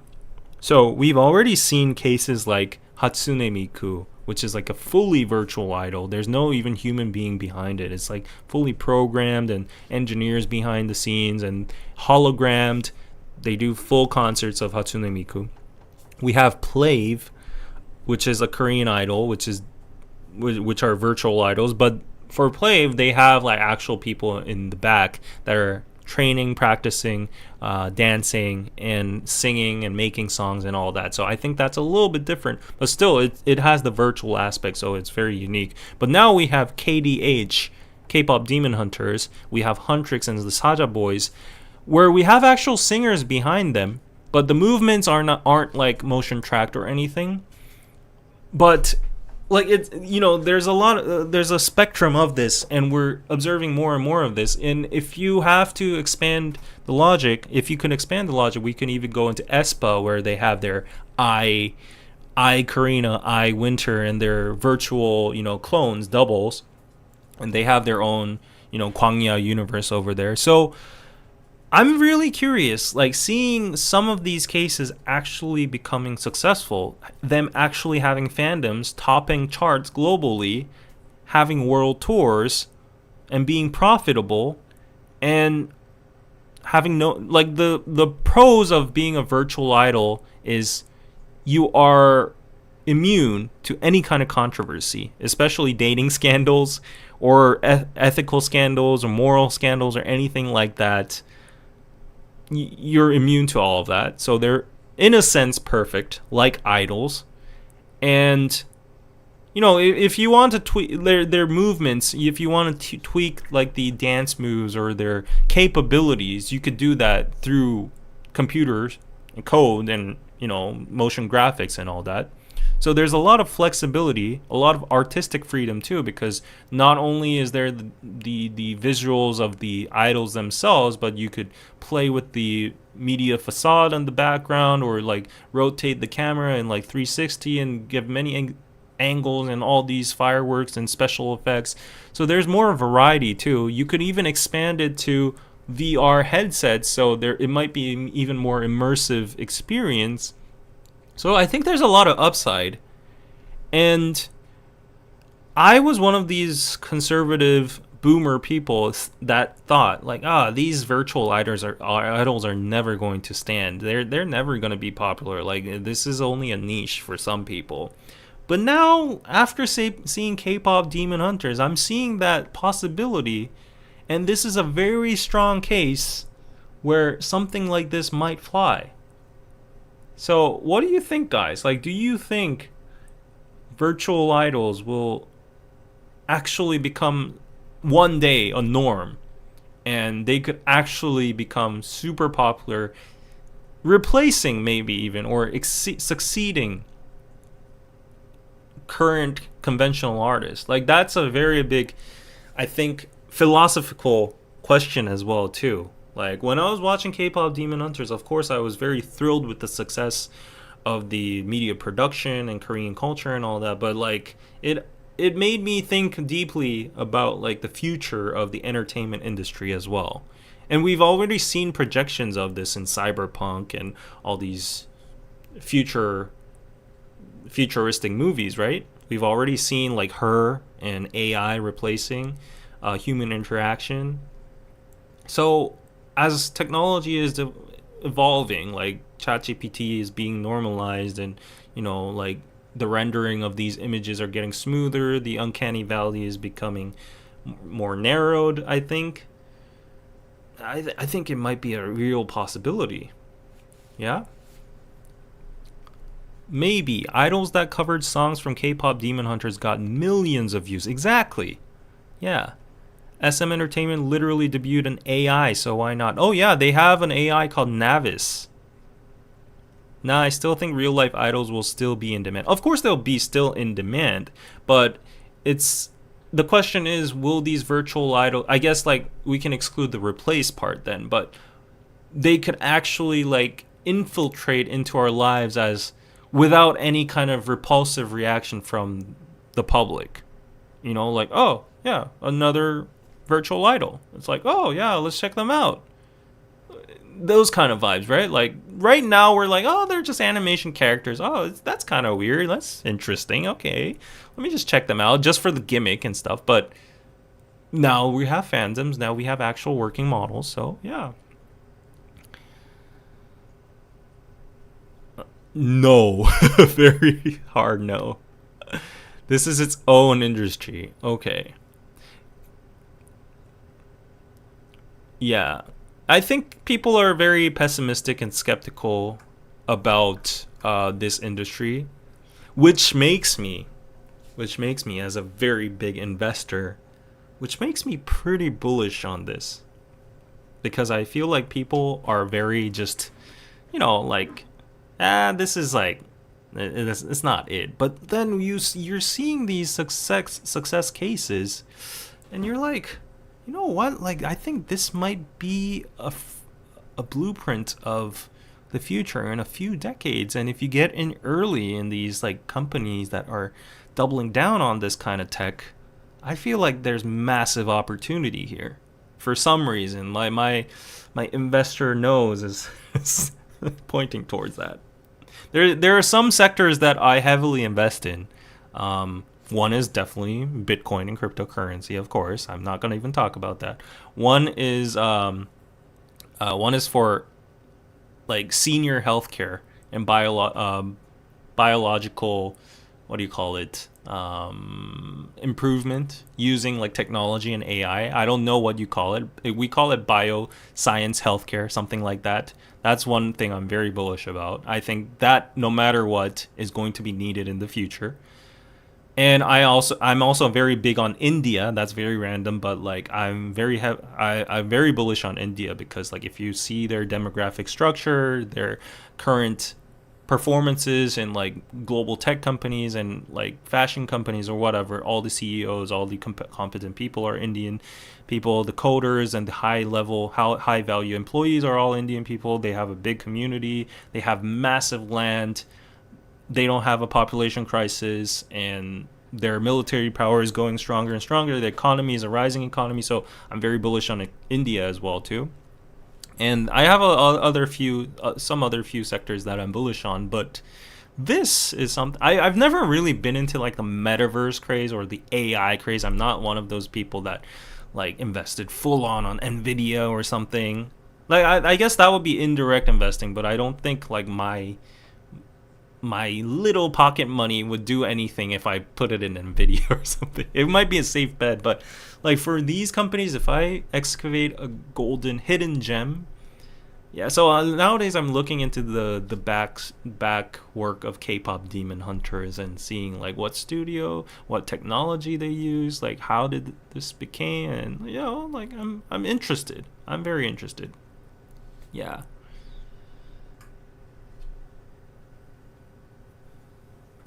People have been saying this about India for the last 10 years, but nothing improved. Well, I don't think nations improve, like, skyrocket in a single decade, right? So, yeah, I'm going for the long run, and the ETF is actually going up, so, yeah. Uh-huh. Are you invested in any AI company? No, because all the AI companies, I think, honestly are overvalued right now. Sure, technology will continue to change how we interact with media, but I think the movie right now is just a popular moment. The music is food because real talented people were singing. Yeah, but one day I feel like if you get a patent or like a copyright over voices and you can replicate that, which is already enabled by AI tech, and singers come out and say like, okay, yeah, why not, I'll sell my voice rights to you, and companies like Sony actually get rights on that, and they can make it into there's infinite upside. Yeah. Yep. I think it will become relevant and normalized. This is the same thing that happened with Disney. Walt Disney said cartoon movies would one day rival regular movies, and it did. And also, there was a really interesting report I read about saying that, you know, like there are a lot of essential industries that are the backbone of humanity, right? Of course, there's like food, and food is probably the most important, and then like shelter and all that, like real estate, blah blah blah. But one very interesting thing, it was a Tesla related report, and they said entertainment is actually one of the biggest backbones of humanity, and has immense upside that nobody is seeing coming in this new age of AI and also autonomous driving. It's especially tied to autonomous driving and also the infinite display for the Teslas. So once the robo taxis and these autonomous driving cars have massive display panels inside and people don't have to drive themselves, then they'll have remaining time inside those cars commuting back and forth, right? And people always have a complaint about like wasting their time during commutes on if you're driving, right? If you're on public transportation, you're glued to your phone anyways. But once we're freed from the wheel, people will crave more entertainment with those big displays on their cars, which is like a surround studio with Dolby surround music, and also it's going to be very intimate as well too, private, because you're in a secluded space. It's your own private car space that nobody can look into. So that was very interesting, and I thought, like, I really thought entertainment was just not a necessity. It was like I could, if I had the basic form of entertainment, just like music or like theater or something like that. But then I thought like the metaverse was dead. I thought there would be like much more upside in entertainment in terms of quality and quantity. But after hearing that, I was like, okay, shit, yeah, we're really at the break point of like Ready Player One at the moment. We have all the cards. We just all need to combine them, and yeah, maybe I'm getting too futuristic right now. So this is about Korean culture. So let me not wander off too much from today's topic, but yeah, I like to just imagine things. Maybe that's why I'm an MBTI, and yeah, I'm an INTP. So yeah, I'm sorry if this is boring you. It's just my it's my head. I think about this kind of stuff and talk with ChatGPT. Yeah. I don't. It's like anime or manga. I don't get it, but it's huge industry. Exactly. Yeah. The woman who came up with Demon Hunters was rejected by SM as being too old, and she sang on the Demon Hunters soundtrack and other idols from groups like Twice. That's a very great example and thing to point out. It gives opportunity to a lot of talented people that might not fit this toxic beauty standard, ageist K-pop industry, but if they actually have the essential skills like vocals or dancing, they could all be supplemented with the help of visual graphics or AI or whatever, right? Yeah, that's a great thing to point out.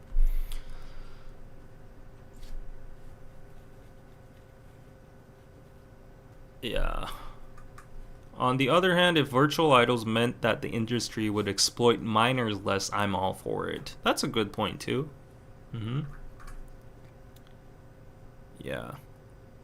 Okay, but anyways, enough of this future talk. So for K-pop Demon Hunters, the Golden song is golden. It's I think it's the one of the best songs. But like a lot of K-pop idols, a lot of streamers have been hopping onto the golden cover trend, and like these covers really mind blew me. Like it blew my mind.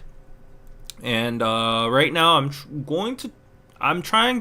gonna try to put it on the computer audio through my speakers, so it might sound weird, but like bear with me. Let's just hear a little bit of it. So this is a compilation post. First we have Mamamoo Solar.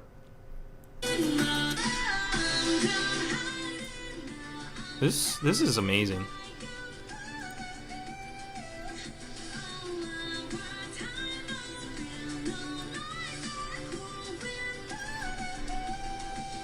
She's really good, right? These are just snippets of it. This guy is amazing.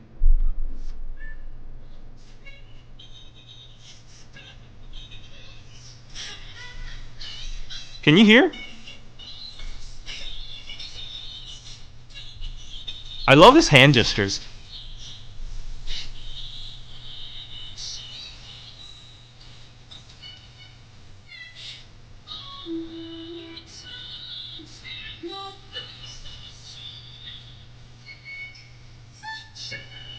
Wow.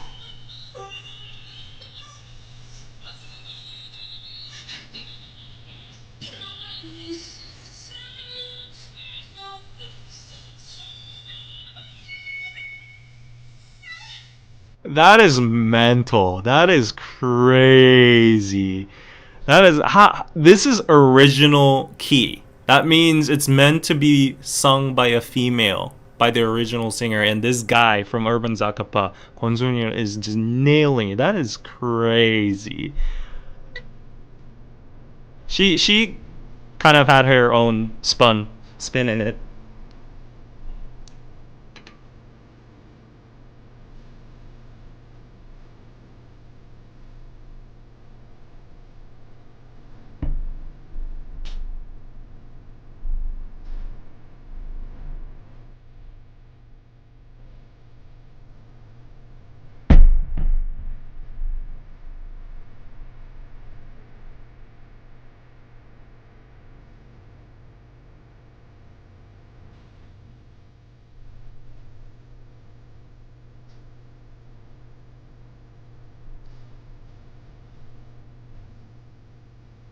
Wow. I think hers is more like calm, soothing, and it has like a little bit more emotion into it. Whereas the other ones like were very powerful and very technically, like, really nice. They have amazing vocal range. Like, that is crazy. This girl is crazy too.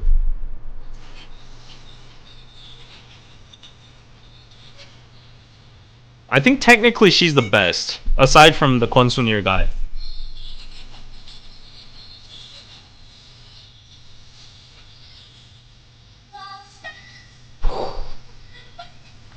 Wow.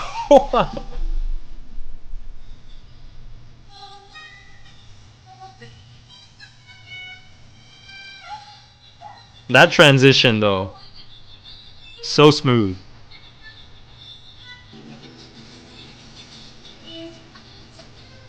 Her English is cute too. I mean, she's just cute. Okay, way to go, girl. Wow, she's an internet streamer, and that is crazy. That is crazy. She went viral? Yeah, of course she needs to go viral. Yeah, there were some few more, but like this post conveniently just compiled all of them. So when I was listening, I went on like a rabbit hole for golden covers yesterday. It was crazy. Yeah. Meanwhile, please check out the golden cover by Pakone. Okay, I'll do it for you. Let's see, Pakone. It better be good. I trust you because like Ryan is the biggest golden K-pop Demon Hunter fan. How do you spell that? Pakone? I think I spelled it right. Pakone? What? There's no one. Pakone? Pakane? Nah. Meow Meow? What? Meow Meow Golden? I don't know, Ryan. Like, give me a link. I can't find it right now. Pakone. I just typed in whatever you gave me, and I'm not seeing it. But yeah, that was amazing. She cute, right? Let me actually look at one more of her one more of her clips. Wow, she got more than 560K for her cover. Wow, that's amazing. Good for her. Good for her. Oh. Good for her. Oh, and also An Yujin from IVE also covered Golden too. I don't know. Maybe is this gonna get copy striked? If it does get copy striked, I'll just cut it out. But Yujin was actually good too.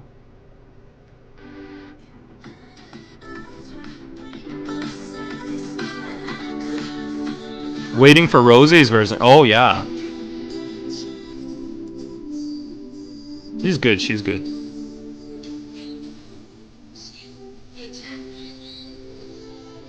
Hopefully I don't get copy strike.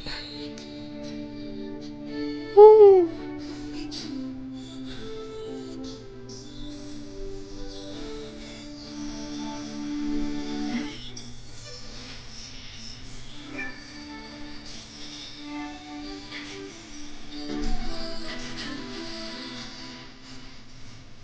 Wow. Yujin is really talented.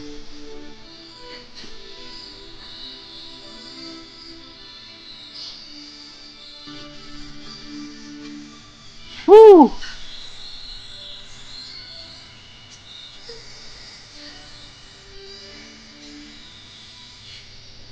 Whoa, that is crazy. That is crazy. That was so good. Yeah. Okay.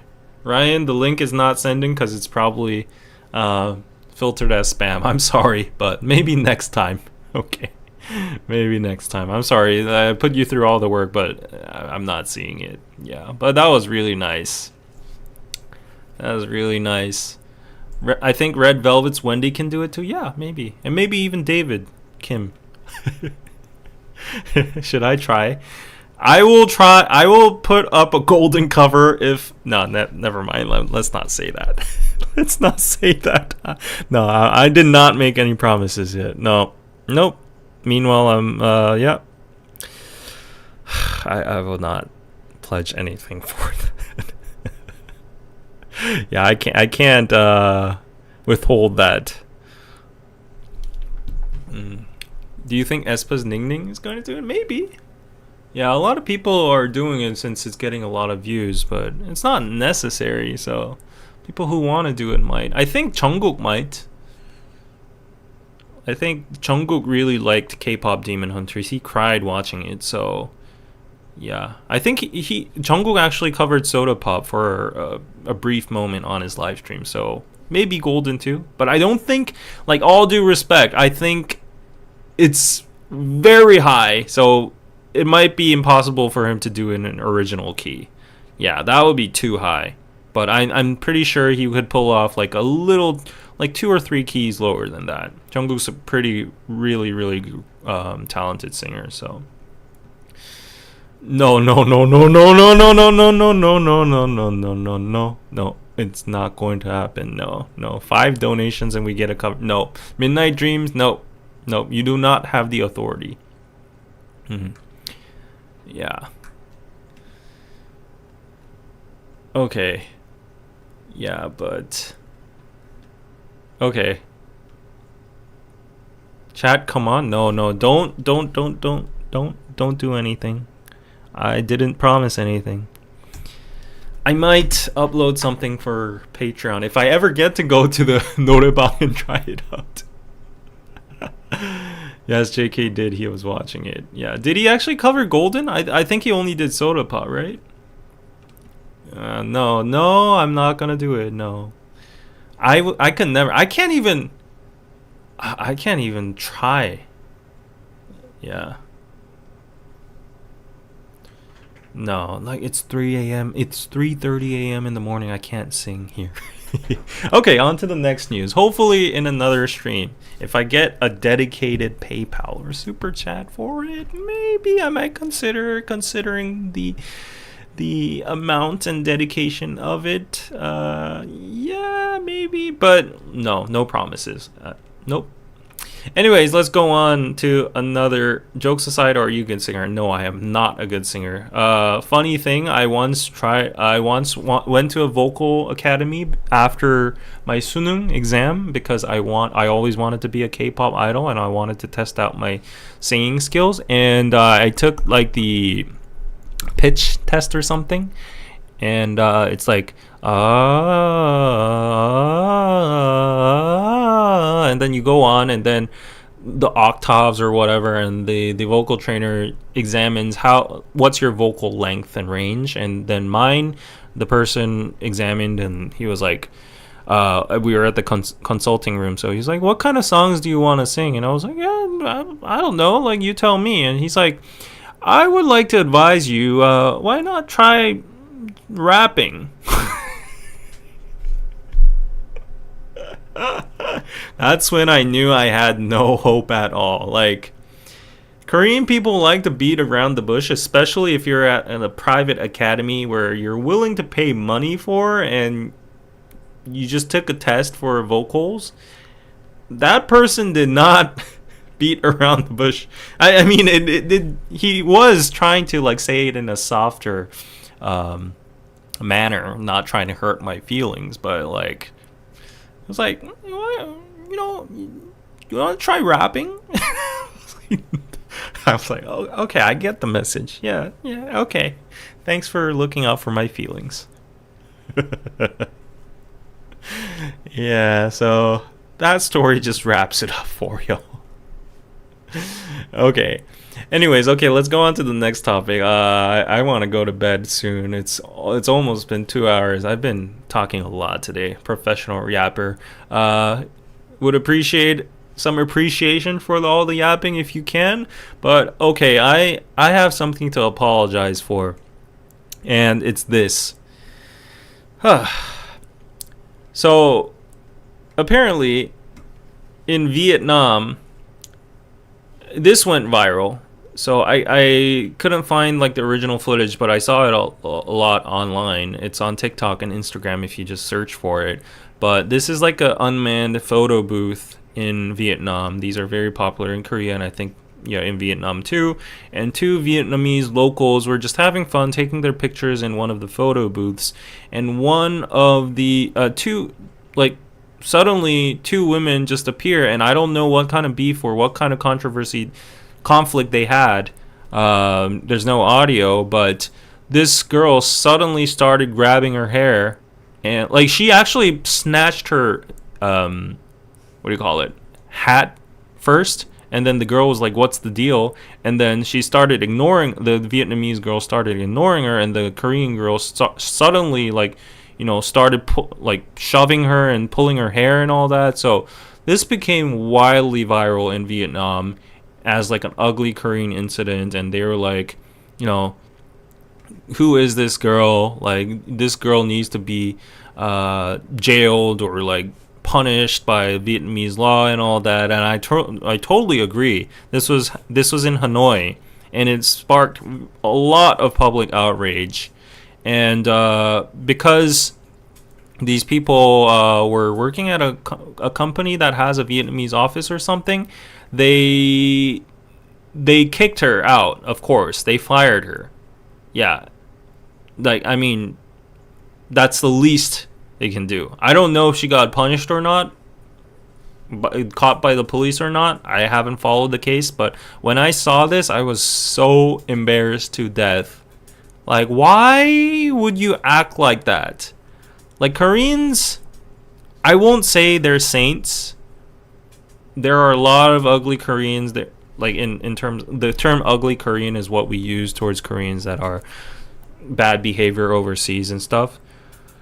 There are a lot of like questionable and bad Korean people out there, and some people even have like superiority complexes, if that's right, over certain races and certain countries and all that. And I think that's very stupid and very it's bigotry, and it's racism too, and we don't own them, but unfortunately we do, because like we're all at the end Korean people, Korean nationals. And I was trying to say we don't claim them, but anyways, like whenever I see something like this is like over the top. Like there are here and there incidents about like Korean people being racist towards like Southeast Asians and all that, but and even other countries as well and other races, mostly in Southeast Asia. But when you see this kind of thing happen physically and there's like clear footage of it, it is unacceptable. And I sincerely, whatever this might mean, I mean, if it has any value, I would like to apologize the hell out of like on behalf of those like ignorant, stupid people. Like I don't know what they were thinking. Like why would they? They're not even. They're in a foreign country and they're acting like shit like that. Like they're stupid, and it's just crazy. I don't know why they did that. Let me try to find the video for you. It's on the Korean news, and people are like furious in the comments saying like these people need to be ripped off of their citizenships. They need to be thrown away from our country, stuff like that. And let's see if I can. Yeah, this is the news. It's I don't know why they blurred it, but if you look on social media, you can look at the original footage. But they seem to have like some kind of fight. I mean, these two innocent Vietnamese girls are just like minding their own business in front of the machine, and suddenly this girl barges in and makes like a conflict, a scene, and then suddenly she snatches her hat. If you look close, yeah, look at that, and she starts like what the hell? Did you see that? This is crazy. And they keep on like fighting and snatches her hair. And they eventually fall onto the ground, if you see. Yeah, this is not it. Yeah, and if you look at the comments over here, look at that. Let's see some comments. Oops. There aren't a lot of comments on that video, so let's see. So let me translate this into English. The most upvoted comment says, I hope they are severely punished according to Vietnamese law. This is Korean news and Korean comments. And their names are already out. They did not drink alcohol, were completely sane. It's all a lie. After committing the assault, the two met a friend at a meeting and had a nice cup of coffee. According to the friend, they were not drunk at all and rather laughed and said they had just hit someone. They're deliberately lying. What? This is truly a national disgrace. Go to Vietnam and be punished according to local law. As a Korean living in Hanoi, I'm truly ashamed. I apologize on your behalf. I hope those two bitches will be severely punished according to Vietnamese law. There are bad people in every country. Please punish them severely. And their personal information was leaked on social media. It really seems like the science of physiology. Oh, okay, they're talking about their appearance. As a fellow Korean, I'm really annoyed. I sincerely hope she's punished. Yeah, so this is crazy. Yeah, publicly apologize to Vietnamese victims and be punished. Everybody's like, I apologize to Vietnamese people. Cancel their passports. It's a disgrace to the country. Yeah, this is crazy. Like, this is so makes you frown. When I saw this, I was like, oh shit. Like, why are these people acting like that? That is not it. Every country has embarrassing citizens, but every once in a while, like, people like these on the media just make a very, very bad image on top of the negative image we already have in Southeast Asia. That is, Korean people sometimes are just so short-sighted. They all think this economic thriving and like this temporary phase of having global spotlight is going to be eternal. I would beg to differ. Like, no.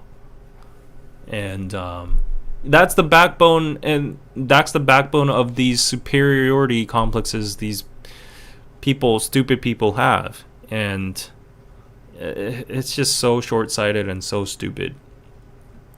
Shireen, thank you for the $10 though. Yap away, David. Maybe you can rap Colton. Just kidding. Enjoy. Thank you so much. Pizza. Pizza. But yeah, when I saw this was so frustrating. Yeah. Yeah, I know. Like I don't apologizing for what other people do. They're not a representation of all Korean people. I do not apologize for other Americans or black people's behavior. They do not represent all. Yeah, but like once it's like, you know, we have a nationalistic mindset of like, you know, once something like this happens and it's embarrassing, it's frustrating, it's bothering, and you see the clear victims that are Vietnamese, you're like, you want to be expressive as possible to show that we don't claim them, and if I were in that position, I would never act like that, and we truly believe that that person should be punished, and you know, like for what it means, means. Why is my English so glitchy today? For what it's worth, an apology from a random Korean, maybe that would weigh in. Collectively, there were like 1,000 likes on that apology comment. So, yeah. See Kim, oh, okay, you're way back in the Labubu. You could refresh the live stream to catch up to the real stream right now. There are more than 50 million Koreans. Purely statistically, not all of them can be wonderful. Exactly. Yeah. Yeah, so that was very stressful. If there are any Vietnamese people in the chat and you saw this news and you were like, oh shit, like Koreans are all filthy, racist, bad people, I really apologize. And you can think like that after seeing that, but yeah, that is not it. For sure. Anyways, okay, let's go to the sex part of this stream. Like I titled it sex and embarrassment. Embarrassment was this news. We covered the heavy rain and we covered the prison. Now let's go on to the sex talk. So, 속궁합. There's a word called 속궁합 in Korean. If you dissect it, 속 means inside, 궁합 means chemistry. So basically, literally, it means inside chemistry, inner chemistry. And probably you'll see by context where I'm leading to. It means whether you have good chemistry or, you know, if you match like a puzzle in bed, you know, man and woman. Or I don't know, for other sexes and genders as well too. But yeah. Basically, it means that. We have a word for that. Although us being a very conservative society, we can use those words for married couples, right? Or just couples. Or, you know, nowadays everyone's very open-minded. And the Gen Z, like, you know, they have chamanchu. They sleep first and then go into relationships. So we're opening up. So this word is becoming more prevalent and widely used and less shushed upon. So, 속궁합, how early should sex factor into finding a partner? So for a long time in South Korea, sexual intimacy was a matter reserved for after marriage with a strong emphasis on commitment. That is true, but things are changing. Many young people place a greater emphasis on sexual compatibility as an essential component of romance, and sometimes sexual activity even precedes the start of a romantic relationship. That's what I said about the Gen Z nowadays, right? Many traditional views on sex in Korean society stem from Neo-Confucianism, which established distinct standards of sexual morality based on gender and regarded sex solely as a means of procreation. Yeah. However, beginning in the late 1990s, the feminist movement and the push for sexual liberation here led to a gradual decline in the influence of these beliefs, resulting in more relaxed attitudes towards premarital sex, according to a Statista report. A term that encapsulates that shift is 속궁합. So, you have the context for that. So, how important is this? I want to ask you guys. In Korea, I would say there's still a very reserved manner towards this word, but it is there. It's underlying. It's lingering there. Like when people meet in blind dates, of course, they're gonna have no idea about 속궁합, like how they know, unless they have a one night stand or something, or straight away go to the hotel. That is not going to happen, like most in normal cases. But it, as the article is saying, things are changing. So nowadays, even when you're not like locked in or actually seriously dating, younger generations might explore 속궁합 amongst each other. Like, we're like, okay, no strings attached. Let's just, this is a procedure of getting to know each other as well too. Like, there's characteristic and personality compatibility. So I think like sexual compatibility is very important too. So let's figure that out. Let's go to bed together. I mean, they won't say that verbally, and of course it's going to happen naturally with a flow, but that's the general mindset behind it. And I feel like a lot of younger generations are adopting it nowadays. I would say it's not the norm for my generation. Like, we're like, whoa, that's kind of progressive. But still, it's a thing. And this 속궁합 is becoming more and more important. So people might be like, okay, we have things like MBTI, we have compatibility, we have, all these things, and maybe the final button, maybe the final, nail in the coffin or whatever, would be sexual compatibility. And if that doesn't work out, then that's actually a big factor in a relationship. Like, physical relationship and touch intimacy is actually a big factor. So let's figure that out. And I think that's valid. And the older generation in Korea might say this is blasphemy. This is not right. It's unethical and all that. But it seems like it's changing, and the younger generation is seemingly putting more emphasis in this. So what do you think? Well, how is your own culture? It depends on the individual. Yeah, that's true. Sexual compatibility does matter to some extent. It can be tough if partners are on opposite sides of spectrums versus being closer to or highly compatible. Yeah, that's true.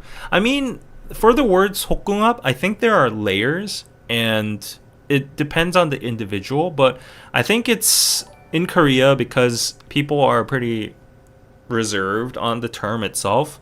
When we talk about 속궁합, I think there's people that are only talking on the surface level of sexual compatibility, and what you said right now, KB, spectrums. So spectrums are a very, very rare or unexplored kind of realm in among Korean people. So, like, people have sexual preferences, right? And they have spectrums, and there are, I don't know, like, I'm not even talking about the BDSM thing. Like, you have your own sexual preferences. Like, you might have fetishes, you might have, I don't know if these are right words because I'm not an expert on them. You might have kinks, you might have whatever things, but like, these things and terminologies are not even a big thing in Korea.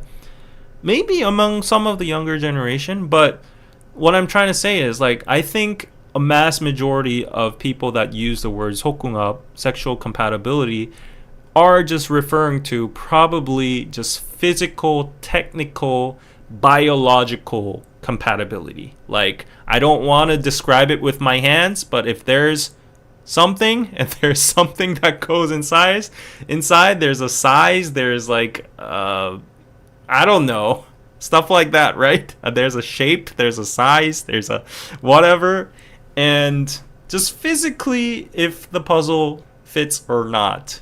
I think a lot of people, more than 50%, would see the term as in that. I might be wrong, but that's just my guess. But then we could obviously extend it to, like, the vibes, the atmosphere, like the activities, the pre-game, like whatever, like, all that. So, I mean, this is pretty eye-opening for me that the Korea Herald is actually highlighting this word, and we're talking about it on the news.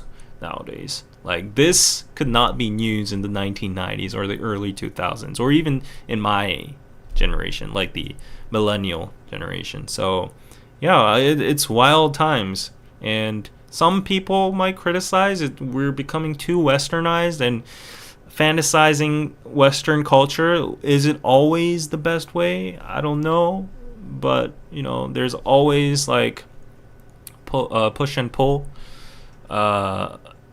But yeah, it's an interesting phenomenon. Yes. I think it's also important, if you're open to communicate with your partner what you like, to make sure each person is enjoying it. Yeah, essentials. But the thing is, Korea is just so reserved in sex.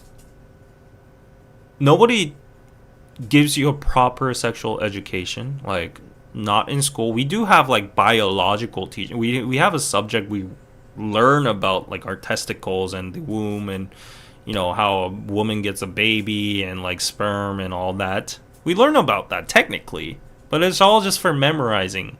And nobody actually teaches you how to put on a condom. Like, a teacher doesn't come, or there isn't like visual aid for them. Maybe nowadays, I don't know. Nobody teaches you how to take pre-measures, like for like avoiding pregnancy or something like that, or important interaction when having sexual intercourse with the other person. It shouldn't be like forced or one-sided. There should be communication, like all that kind of stuff. We simply just don't have that. So institutions or places we can learn about that stuff in society is very limited. Parents aren't going to teach you about that, because like, oh my, like, how am I going to talk about that with my kid? That's embarrassing. And it goes vice versa. The kid's not going to want to talk about that with their parents. That's very taboo. So at the end of the day, people learn it from distorted kind of lens, from bad references, obviously being porn and stuff. And porn is unrealistic as hell, right? So, and also porn is illegal in Korea. So it becomes darker and darker and way more distorted, and it ends up in, I don't know, like, a lot of people claim, especially from the female side, that simply men, or it could be female as well. I think female too. Like, it goes both ways, definitely.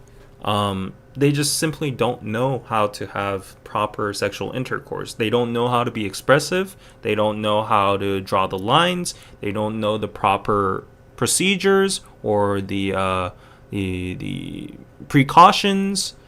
So it's a very big problem.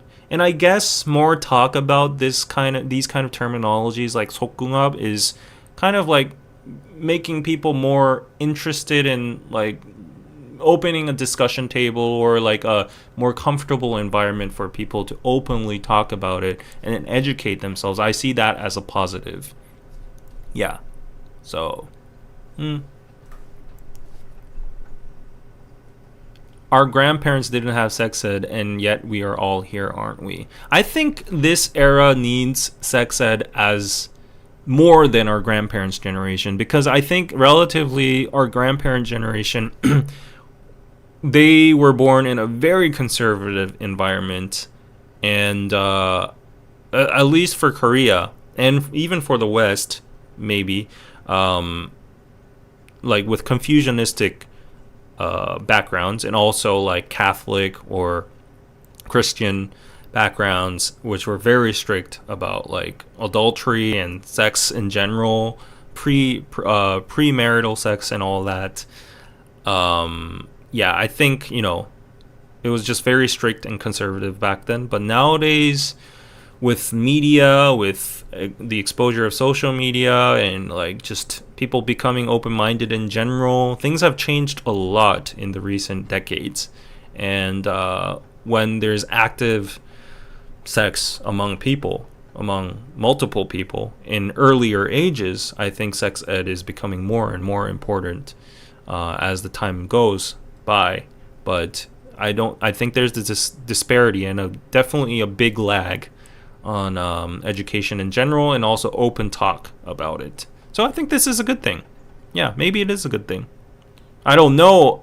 I don't know whether talking about sexual compatibility before getting into a relationship is necessarily a good thing. I do think, while sex might be just seen as physical intercourse between two people that have, an impulse or feelings or just want to feel some pleasure, that might be like a biological point of view. But I do feel like there's also a spiritual or also mental energy kind of aspect to it as well. So if it's seen too lightly, I think that's also a problem too. If sex is undervalued or just seen as like a purely physical interaction, that also has a problem too, and that could create problems with people who are not educated or so yeah, like the balance is important at the end of the day, I think. And I think Korea is slowly trying to seesaw and balance itself. Yeah. But these are none of my concerns. This is all irrelevant to me. Yeah, I'm just like this philosopher in his own room reading about irrelevant subjects. So, what do I know?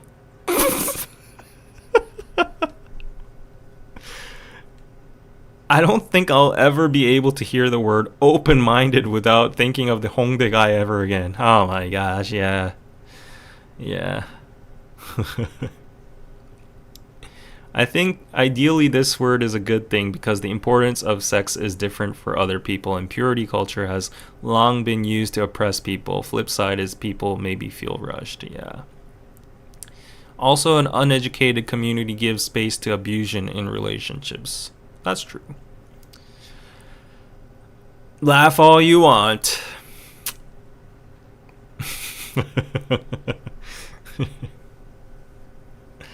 Oh, remember, dark side grows when people don't talk or try to hide these kind of things. Yeah. Why did Bixby suddenly become active? Of course, David, we all know you're a hermit. Yeah. And we always have that question. Are you a virgin? You can go through my back catalog videos and you'll see the answer to that. Whether you believe it or not is your choice. Who'll know the truth? But speaking of sex, this was all a build up to this. We have a great drama going on, K-drama actually. So this is along the lines of what we're talking about right now, sex becoming more normalized and a talked about subject. I would never have imagined, I think my parents would have never imagined a K-drama like this being released. So there's a K-drama called S-Line right now. It's an award-winning K-drama finally unveiled on a Korean OTT service. It's the Korean Netflix, it's the Korean Disney Plus. It's called Wave. It's our own streaming service, and it has some pretty good actors. It has Lee Soo-hyuk, it has Oh My Girl's Arin, and we have Lee Da-hee from Singles Inferno. She's the panel. And basically the concept is that if you have sex, there's like a line that connects you with the person you had sex with. And that line is visible to a select few people with abilities. And Arin here, she has those abilities. She's born with it. And she goes through a lot of tragedy and trauma because of those sex lines. And I think the context I told you about, like how sex is shunned and silenced in Korea, really matters when you're watching this film, because you might not understand the series of events or the sentiments of people, why they're acting like that, just because they see just because they find out this person had sex with that person. So it's very interesting when you watch it, because so this is a mild spoiler. If you don't want to hear anything about it, just silence this clip for 30 seconds, okay? I'll just get through with it. So in the first episode, this is the setup of everything. So I don't think it's even a spoiler. So how it starts out is Arin is born with this ability to see who had sex with each other.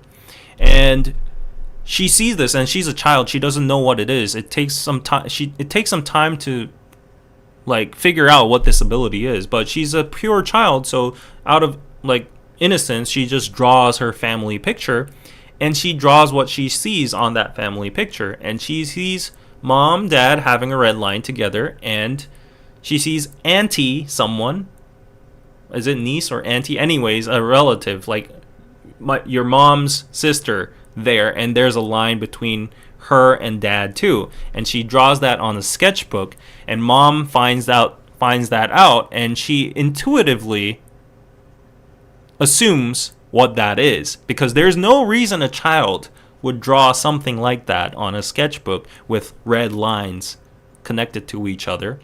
And that leads to questioning, and that leads to murder of dad, and mom runs away, and the child witnesses all of that, and she gets permanently traumatized, and she lives as a hikikomori, as like a confined person. She never goes outside, and she thinks she's cursed, and she tries to commit suicide or whatever. And it's very dark. It's a very dark setting, and it all starts out like that. And then like stories unfold, and there are other people that start seeing this as well too, and they're like serial killers on the loose, and she witnesses by coincidence like a murder happening and the serial killer having a red line and all that. And if you and she witnesses the killer killing her person, and then she sees a red line disappearing, and she's like, oh shit. I mean, she's witnessed this before, like with her mom and dad, right? Once her dad was killed, the line disappears. So for serial killers, it applies the same too. So people try to use this ability to get like advantage over other people. They see who's having an affair, who's like meeting who in schools. There's like, teachers meeting schoolgirls, and there's transactional affairs and like blah blah blah. So it's very mind-bending, and it's very dark, but at the same time intriguing. I think the concept is very intriguing. So I like look at the scene. This is a love motel, and you can see all the red lines connected with each other, right?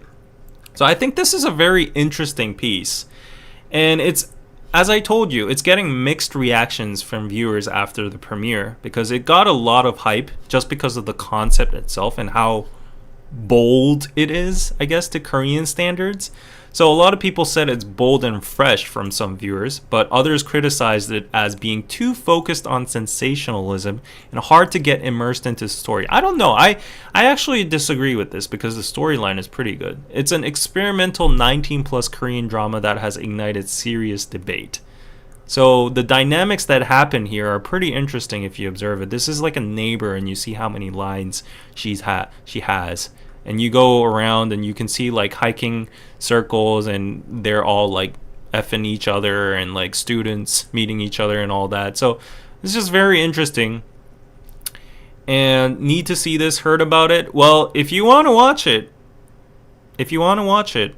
there's an awesome place where you can watch it just for $5 a month for the whole series. It's 8 episodes in total. There are only 4 episodes released yet. If you go to my Patreon right now, at patreon.com/koreanpizzaclub, just for $5, less than a cup of coffee, I have already done a watch party for S-Line for episode 1. Here you go.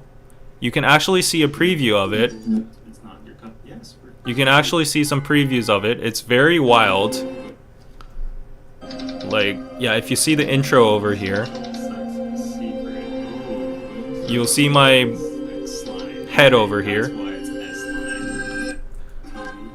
and it's like, it's very 19+. So if you're not an adult, don't watch it, okay? But I've watched it until episode 2 over here. It talks about like, this is very interesting. It talks about sexual experience among teenagers as well.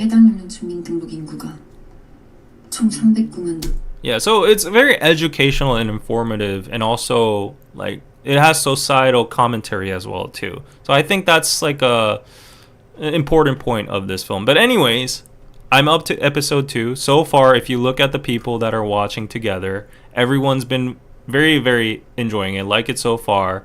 Looking forward to the next episode. Really enjoying the series. Even better watching with me. And, you know, got the subscription just for this reaction. Thank you.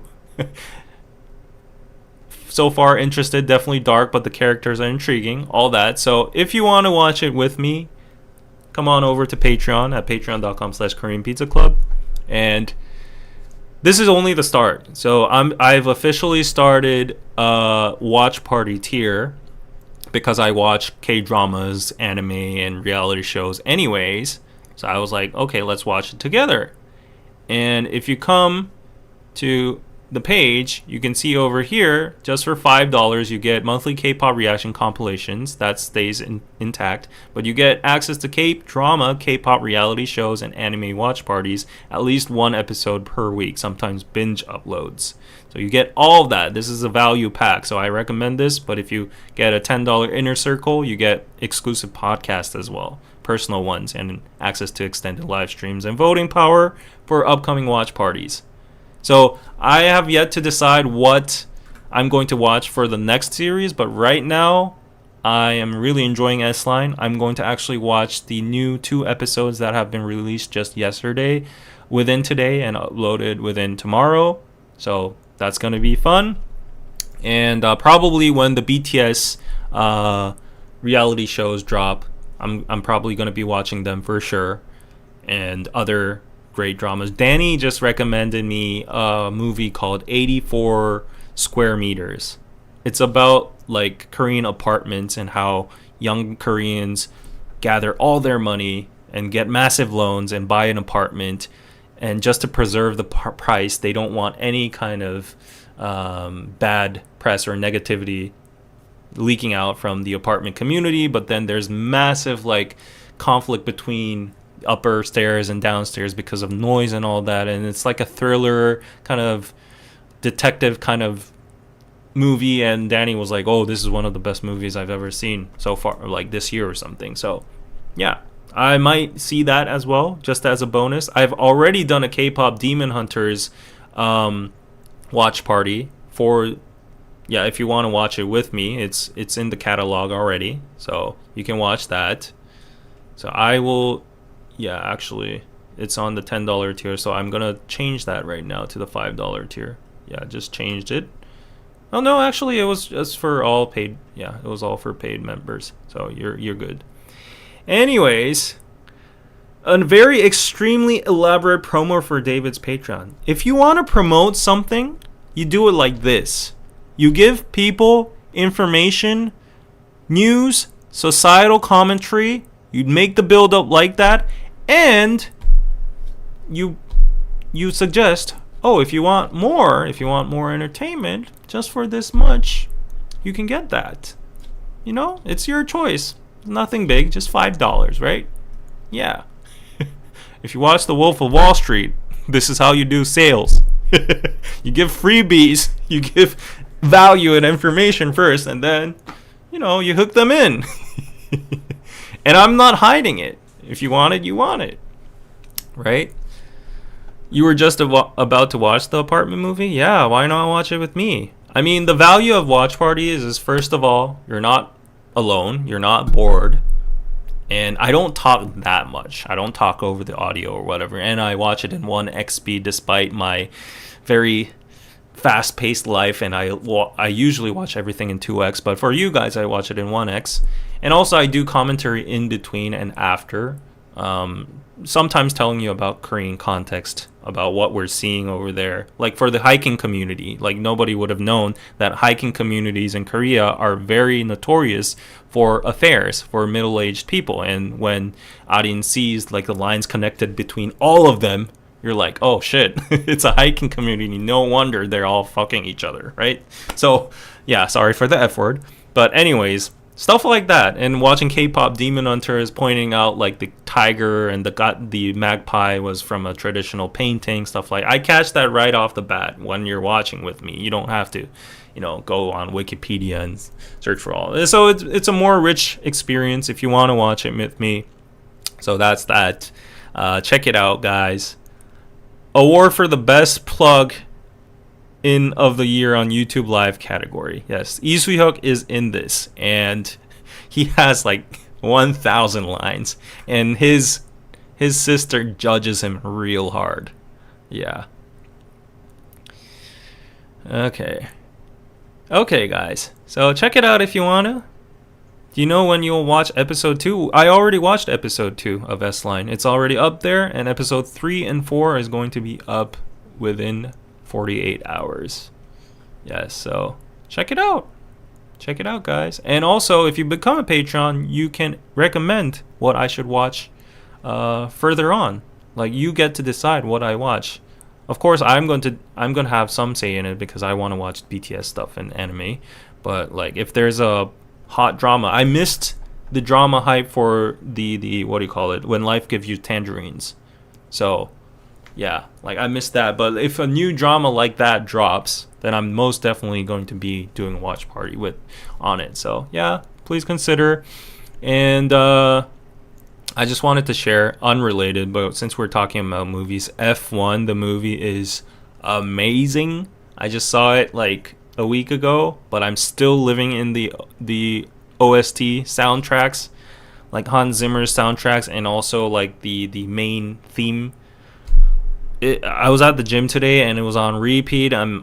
Brad Pitt, so amazing. The film, excellently filmed. The adrenaline and the everything is so good. So if you haven't seen F1 yet, the movie, go see it. I don't know if you're into racing or not, but I would give a tip on, like, at least read like go watch a YouTube video on like F1 explained for dummies, something like that. And if you have some knowledge about it, it's going to be more fun. I watched it in Dolby surround sound. It was amazing, like the revving sounds and like the sound, the music scores just hitting me hard. I heard like the 40X was amazing, so I want to go watch that one time again, maybe in IMAX. I don't know.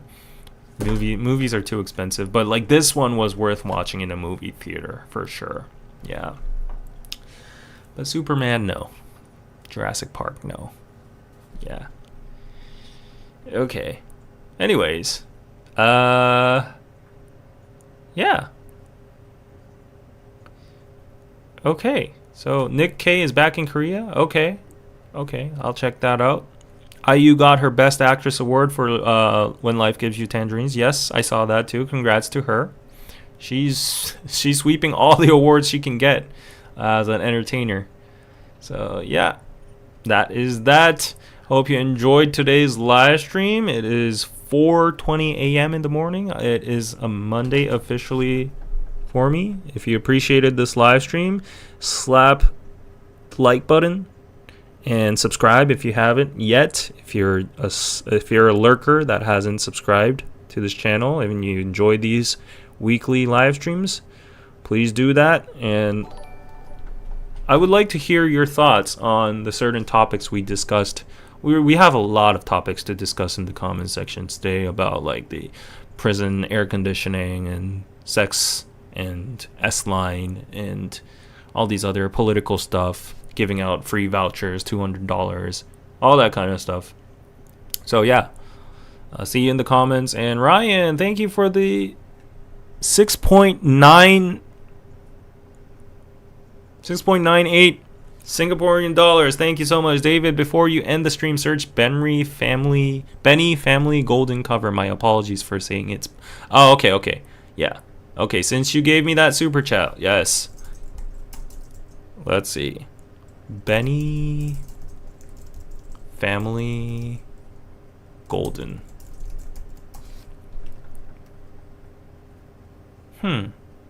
It's a cat? What? A cat covered it? Okay, I don't know if I'm seeing the right thing, but yeah, here goes nothing. I'll turn it on for you. This is the right thing?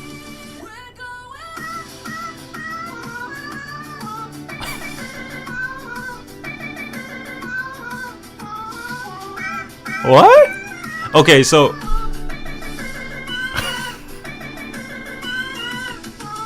This is golden. Aw.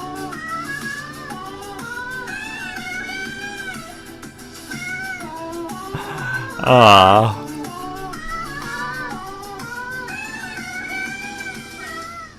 Oh, why did they do the transition there? The best part. So okay, so it meowed, and then they altered like the sound pitches, and they stitched it into. Okay, that's intelligent, but that's cute. That is cute. That's cute. I guess the Spanny family is like a huge creator, content YouTube channel. Interesting. Wow, 1.5 million. Woo, damn, they did covers on Jump, Your Idol, Soda Pop, and everything. Wow, that is some dedication. Better than Elmo's cover. Okay. Anyways, guys, it was nice chatting to you. Tomorrow's a new week for me. New week ahead for me. And I got a lot of work to do, especially that Patreon watch party as well. So go check it out. I will conveniently type it in on the chat for you guys before I go. There you go. Yeah, I'm still live. Perfect ending. So see y'all there. I'll put it in the pinned comment.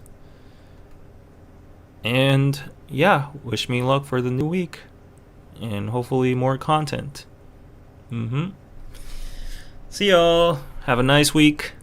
Have a nice weekend if you have any more. But okay, my throat is all gone.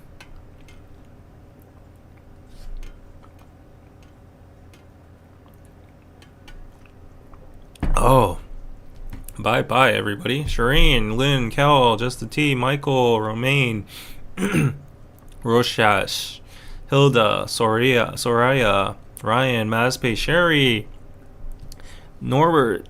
Bye. Sands Beyond. Bye. Feel the vibe. Bye.